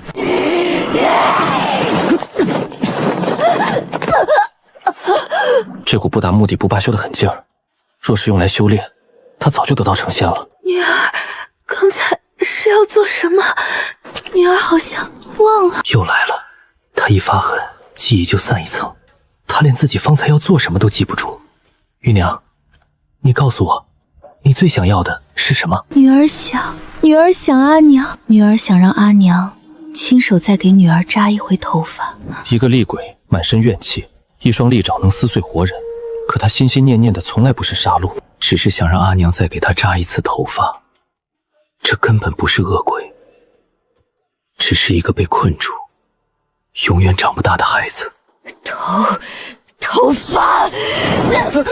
完了，金血骨能护住我浑身筋骨，唯独护不住头皮，这下要当场变成秃子了。放开！怎么回事？明明梦里差点被扯的是头皮，怎么脸火辣辣的疼？梦里明明是鬼要揪我头发，醒来头皮一根没撂，反倒结结实实挨了三师兄一个大嘴巴子。好端端的删他干什么？不怪我，是黎密让我删的。我什么时候说了？分明是唐谷说的。你血口喷人，我连一个字都没说。林诺，你别听他的，他骗你的。当真？当真，我发誓，此事绝对当真。庶子敢矮，扇了我巴掌，还敢装无辜？没有，绝对是栽赃，你信我？信你？我都看见了，你还想狡辩？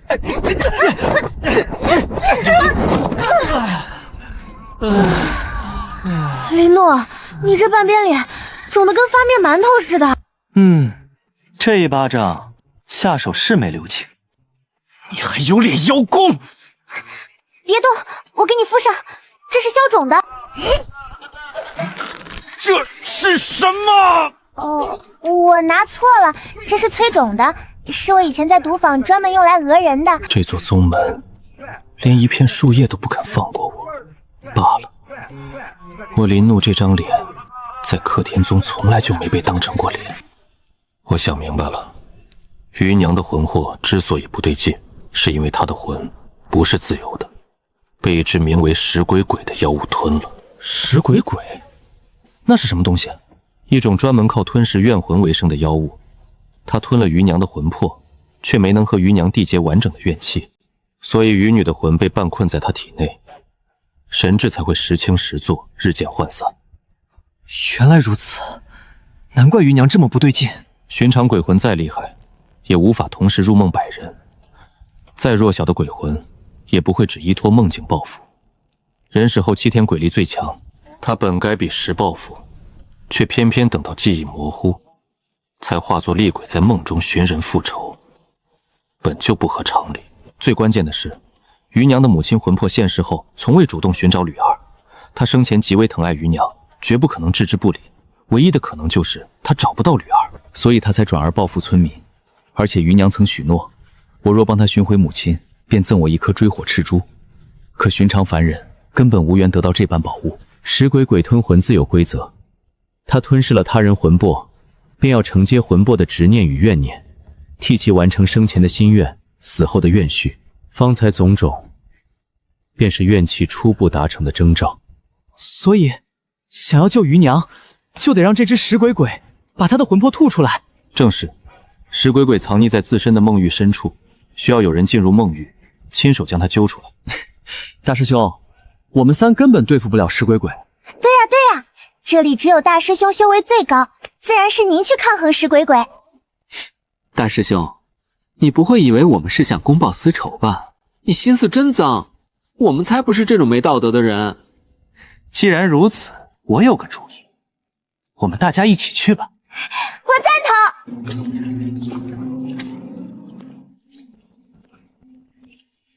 哎呦，这位大爷，您面相绝佳，一看就是有福有德的大贵人，小的给您请安。你又算什么东西，也配站在大爷身边？凭什么？我们都是来抓你的。你对大师兄百般讨好，对我却喊打喊杀，未免太偏心了。有奶就是娘，不是，是他人厉害。不对，我不是那个意思，我打不过，只能服软。你这是歧视！我2师兄、3师兄也很厉害。对啊，凭什么？我也能把你打趴下。连吞魂为生的妖物都这么会看人下菜食，我林怒这张脸到底是有多不值钱？说，余娘的魂是不是在你肚子里？不知道，俺什么都不知道。俺说是余娘的魂是俺吞的，可这不怪俺啊！俺本就靠吞怨魂活命，他一身怨气又浓又纯，俺实在没忍住。那你为何没有彻底吞噬他的魂魄？魂魄要被彻底吞噬，心底必须装满恨意。可他到死，心里念的都是自己的良亲，所以他始终无法吞噬他的魂魄。这个姑娘至始都未曾心生怨恨，到最后念着的依旧是自己的母亲。大师兄，我一直有一个问题想问您。您修为这么高，您那一个3天2头追着您喊打喊杀的兄长百里营，您怎么就不一巴掌把他拍死了事？他是金丹1阶，我是2阶，我自然是能打过的。哦，每一回我一动手，他就去告状，说要把我从百里家的族谱里除名。玩呢？他妈的修真界还搞族谱这一套？都来修仙了，还在乎族谱里有没有他名字？等飞升了，族谱里他得排在他族师爷前面。你，他追杀我，我也无话可说。一个喊打喊杀，要把对方除名；一个明明能赢，却从不还手，宁可挨打。我懂了，这俩人之间必定有一段血海深仇，多半是为了争家产，要么就是为了一个女人。百里营身为男主，身世必然要凄惨一点的。他很可能是庶出的孩子，从小不被重视，父亲不爱，兄弟不睦，下人见风使舵，在被欺凌中长大。百里营以为自己只要隐忍着，就能保护好自己的母亲，但唯一的母亲却被身为嫡子的百里无华的母亲谋害。百里营将失去母亲的痛苦掩藏在心内，暗自发誓，总有一天要血债血还。所以，到底是因为什么？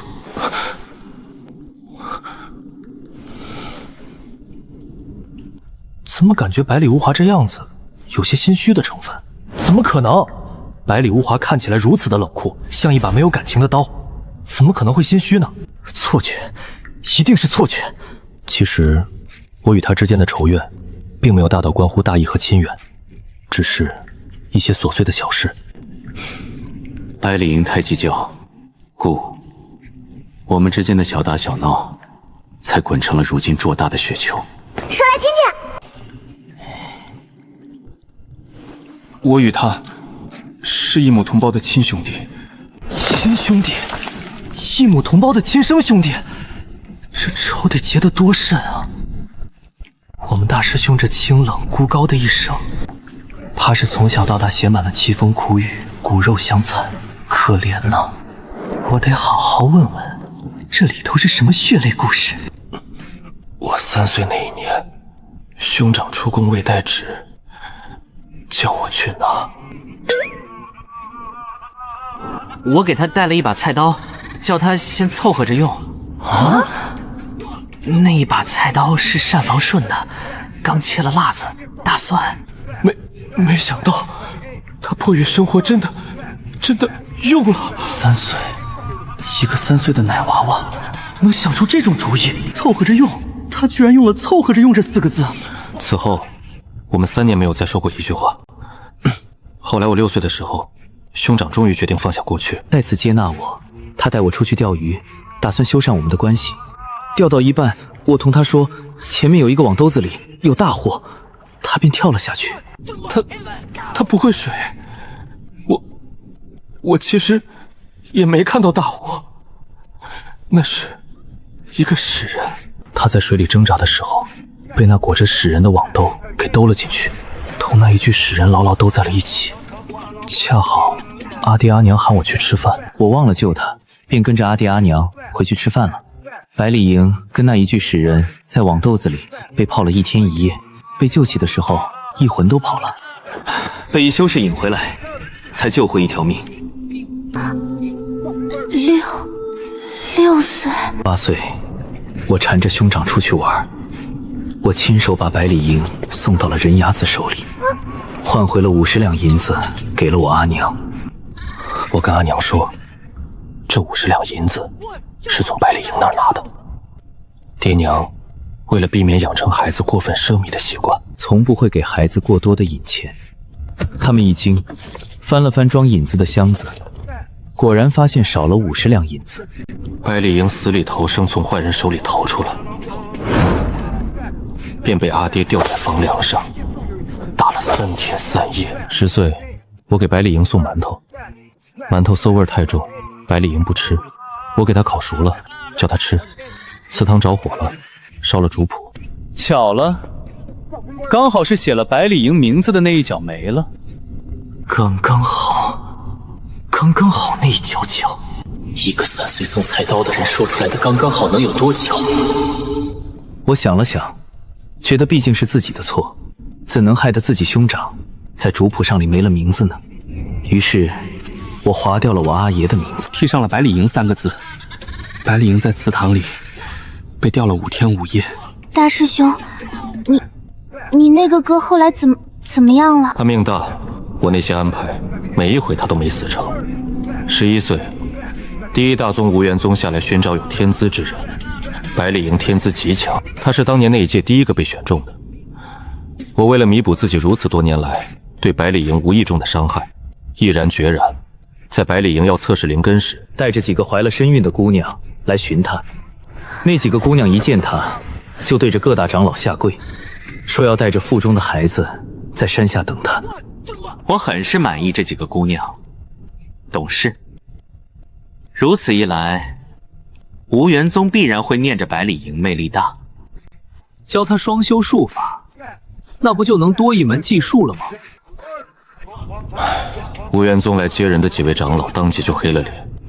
那一年，百里营差点没能进无缘宗，好在他命大，还是进。只是临走前，百里营用极其慈爱不舍的眼神看着我，他叫我等着，回来给我好果子吃。我念了如此多年的好果子，原是如此的果子。我做的这些事，到底是不是缺德？我长这么大，从来没有一个人这样跟我说过。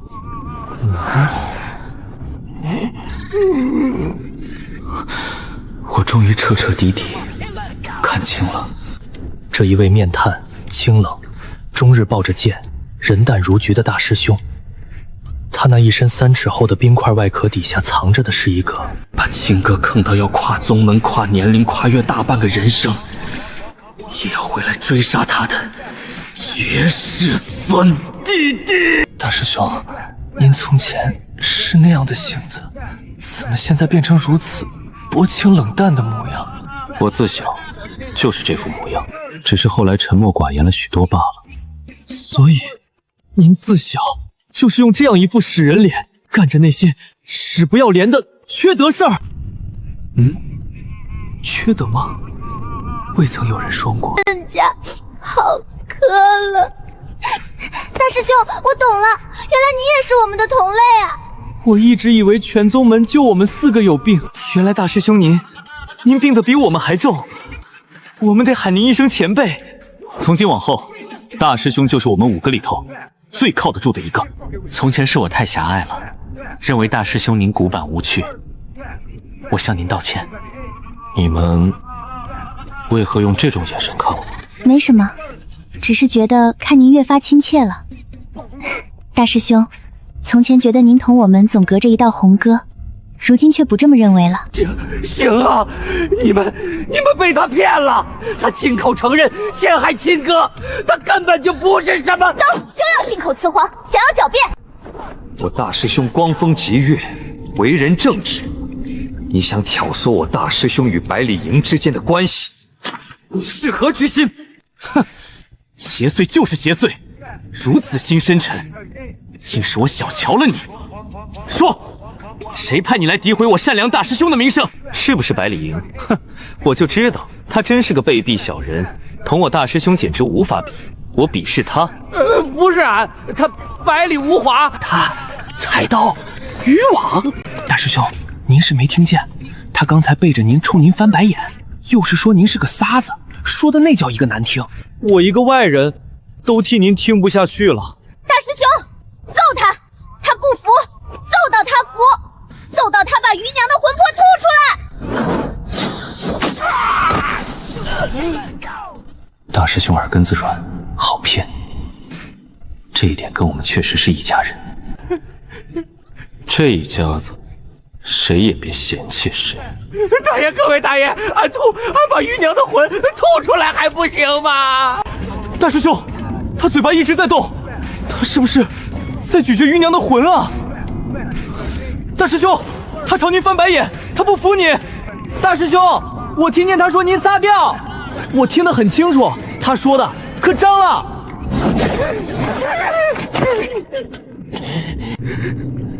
吐出来！早就说了想吐了，是你们这群撒子不听。光吐魂不行，你欠余娘的得一笔一笔算清。俺还欠他什么？你吞他魂的时候，顺手把他记忆里他娘的那一张脸也一起吞了。你把他对他娘的念想一口一口当下酒菜，整整吃了这么多年。俺把吞进去的一丝不少的都还给他。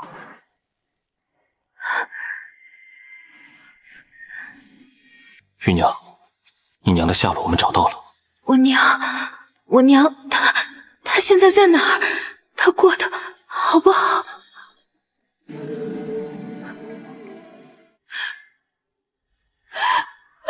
为什么？为什么？这哭声，这一村里的每一个人都认得，因为当年就是他们亲手一锄头一锄头地逼出了这一道哭声。如今，这哭声要回来了。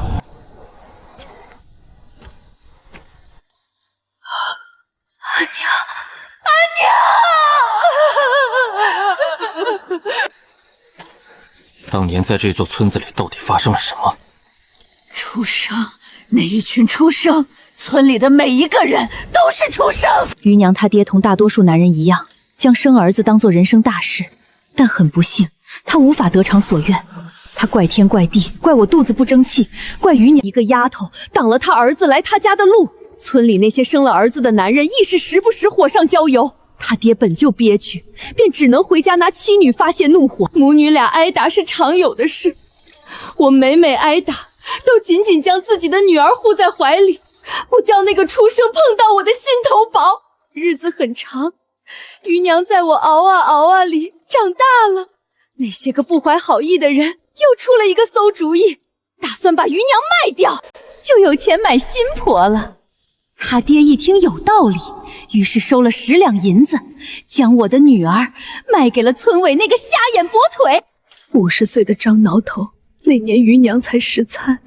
一个亲爹为了再娶，把女儿卖给了一个又恼又胀又病的饶头。这一次我没有忍，若是护不住女儿，我还不如死。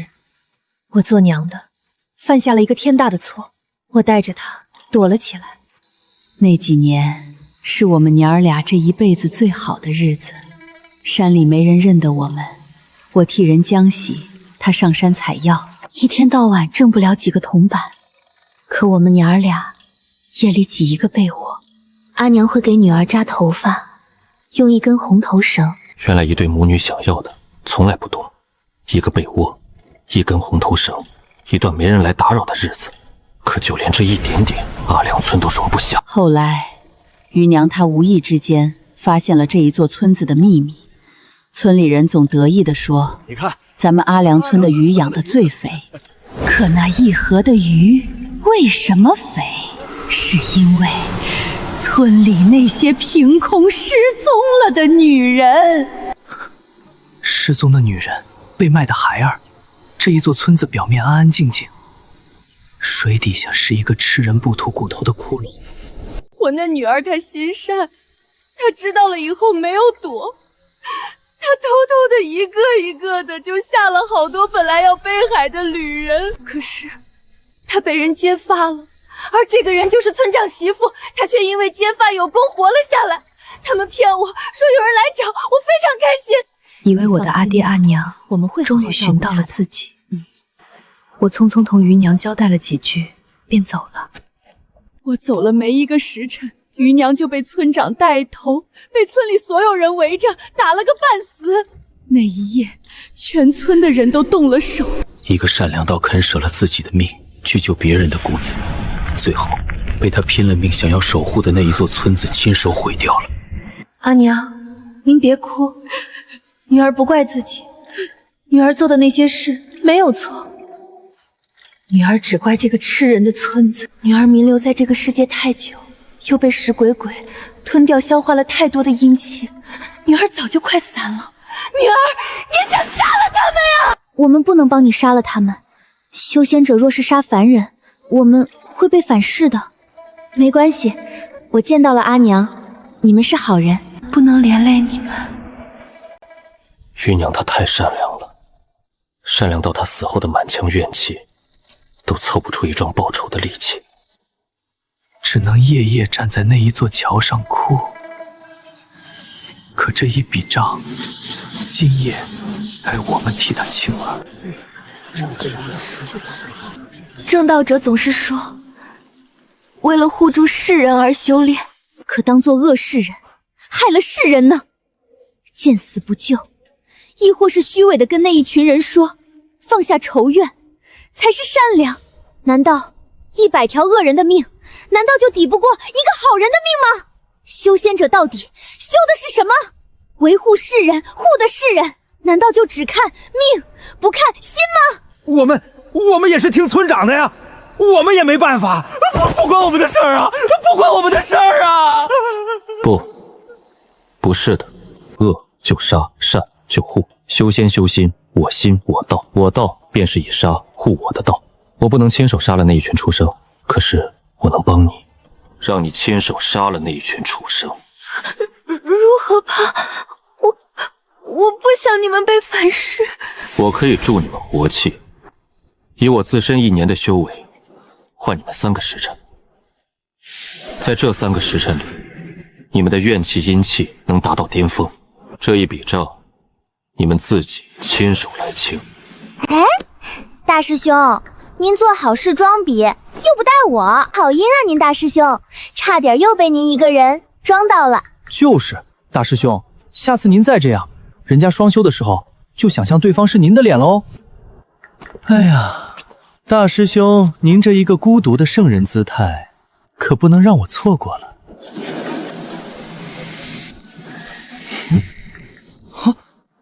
有病吧？我哪里来的修为？我内丹都是刚修好的，肉扒皮都没你们能扒呀！队形被破坏了，白燃了，被背叛了。呵呵，你看，娘的这一双手还是这么笨。阿娘不笨，阿娘扎的最好看。这一对母女就要永远散了。可他们没有先去报仇，他们做的第一件事是扎一次头发，把那一次被阿良村硬生生掐断的没扎完的头发，今夜扎完。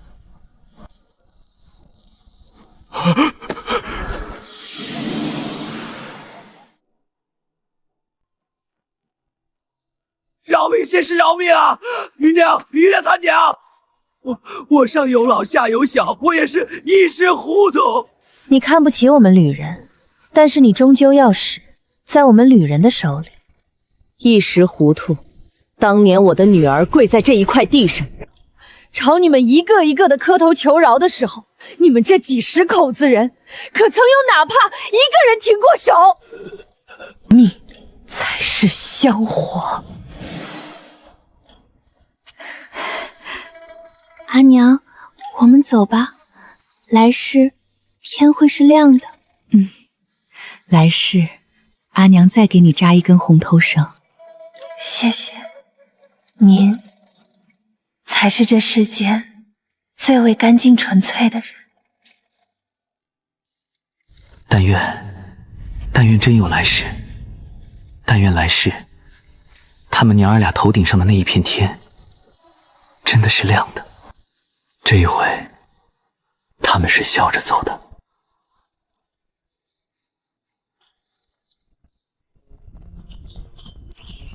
给不给？你们倒是说清楚啊！你们到底要俺给什么呀？俺什么都不知道啊！光打俺也不说，刚准备抽空问你们就拿腰带抽俺的喉咙。你们这群畜生，俺恨你们，俺永远不会原谅你们的。对了，林诺，你到底要他给你什么来着？追火吃猪啊，他肯定有啊。你怎么知道？因为我林怒不是撒逼。你先前敢拿他来当跟我条件的诱饵，那他自然就是真有。你有病吧？早说俺能不给，不能边打边问吗？真有病，差点把俺都打兴奋起来了。给你。追火吃猪到手，余娘的案子彻底了结。这一趟下河被砸，入梦被揪头发，还差点当场变成一个秃头子。但总算没有白来。余娘他们能投胎吗？他们杀了很多活人，算作厉鬼。鬼域约摸不会让他们二人投胎了。余娘扒了他们的舌头，他们无法去告状。他们生前罪孽远超余娘，即便去告了状，他们也该受比余娘他们还要惨痛的惩处。而且，我拿了无缘宗供奉在外的一点香灰撒给他们，便是罪孽也去了无缘宗处。留给他们二人的是我无缘宗在人界积攒多年的福德。大师兄，留笔！大师兄真是仙风道骨，慈悲为怀。大师兄真是性感。大师兄，你娶我吧。我说咱们这一趟到底算不算做了一件好事？算。行吧，这是我林怒头一回跟这一帮赖子一起做了一件不亏心的事儿。你们叫你们下来收邪祟，你们把整个村子都血洗了，你们就这么回去，你们师尊会打死你们的吧？你不会以为咱们师尊是什么很有道德感的人吧？他都走火入魔，修体半邪半正了，你还指望他跟那一群虚伪的牢头一样，满口仁义道德吗？咱们师尊就是这么一个没道德、没人性的男女人。哦，是这样的吗？那你们辛苦完成任务回去没带回完成任务该有的零食，你们师尊也不会打你们吗？不是的，我们会被吊起来打上3天3夜，而且谁笑出来就会被师尊套上锁甲、卸衣卸裤，吊到合欢宗门口3天3夜。但如果笑出来的是我，就会被塞清心丸，在满是合欢图的屋子里待上5天5夜。因材施教啊！你们师尊应该被送去高山当班主任，保准全班集体保送清白。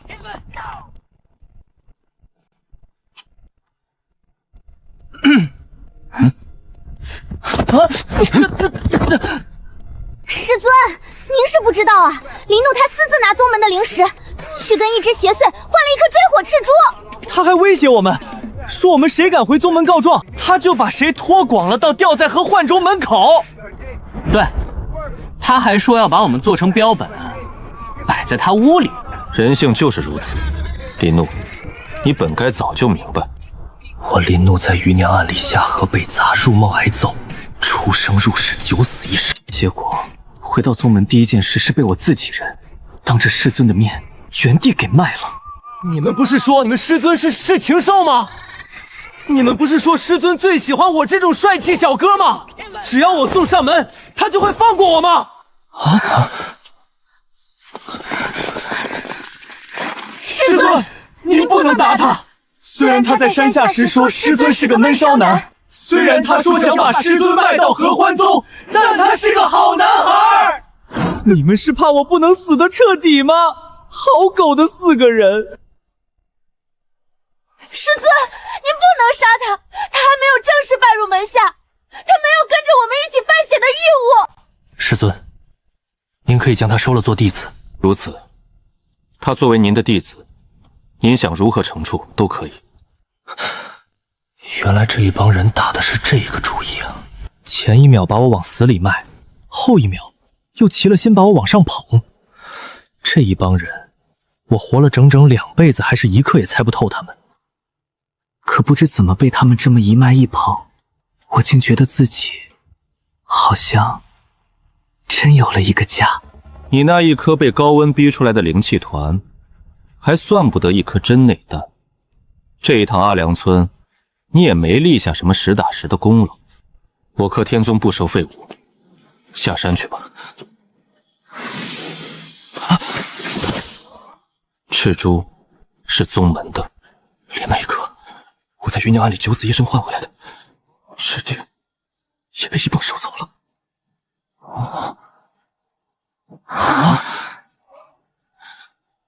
一股来自一个废物的熊熊怒火，此刻我的胸口烧着5掌6腑都疼。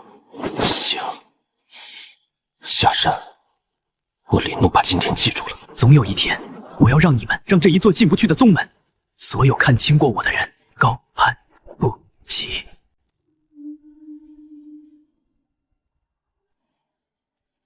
操！无缘宗到底是在哪儿一个方向？我不知道方向怎么走啊！烦死了，烦死了，烦死了！这位小道友可是迷路了？你最好有事，不然我让你知道什么叫来自废物的怒火。听你的意思，是打算去天元中啊？喏，就是那条路。道友，一直往前走30公里，便是无缘宗了。道友，你真是好人！愿你10年抱80难胎，太太是好宝宝。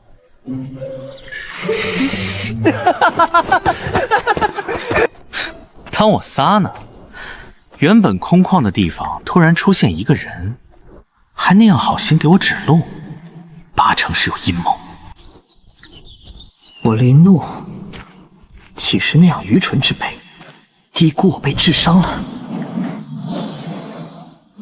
天元无极宗，那个路人果然是骗我的，叫我再次遇见，非要让他知道什么叫下场2字。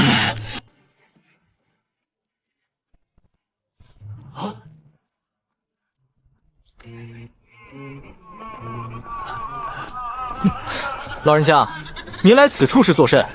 不错不错，老汉只想一刻胜了就不做了。啊？他什么意思？不知道啊，他是不是耳朵也不好？哎，没听清你在说什么。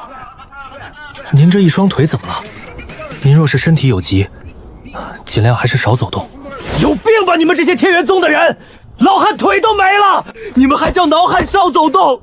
老汉走得了吗？你们小辈子是不是在欺辱老汉是残的？还怎么知道你们是无缘宗的？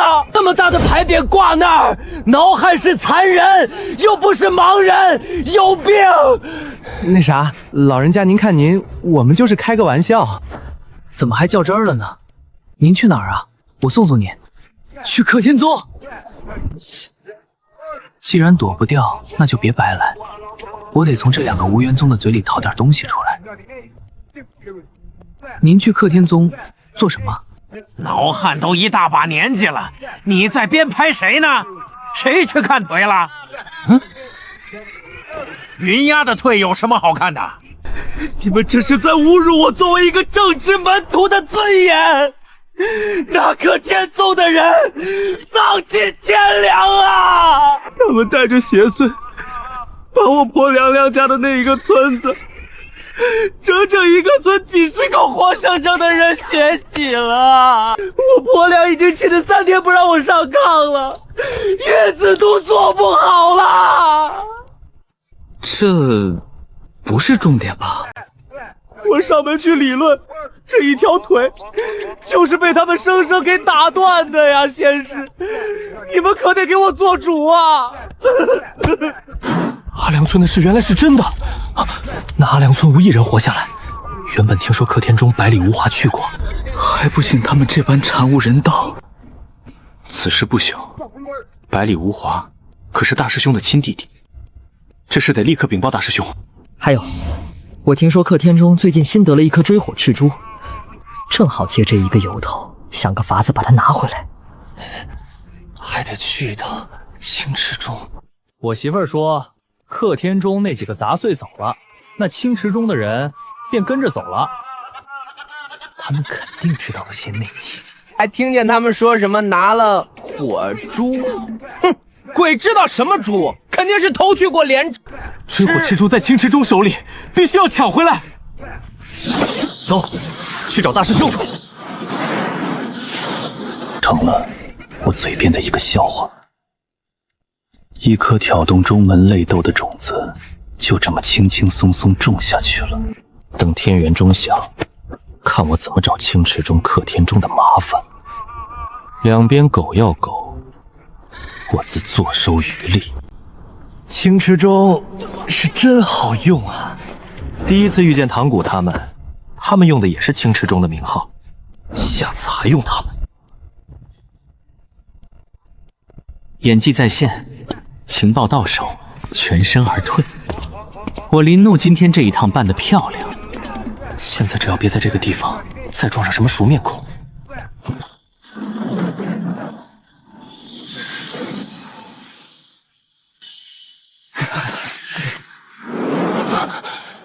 朱安儿，我的杀身仇人，当年掰开我的嘴，给我灌下符丹水，然后眼睁睁看着我咽气的人，可在这满中门人的眼里，他是无缘宗最干净、最体面、最完美的那一个天才。这世道可真是瞎了眼。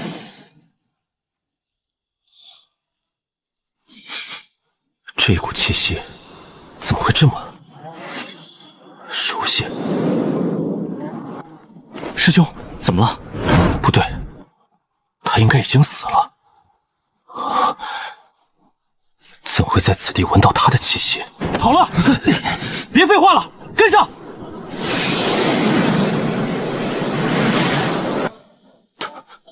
他认得出我。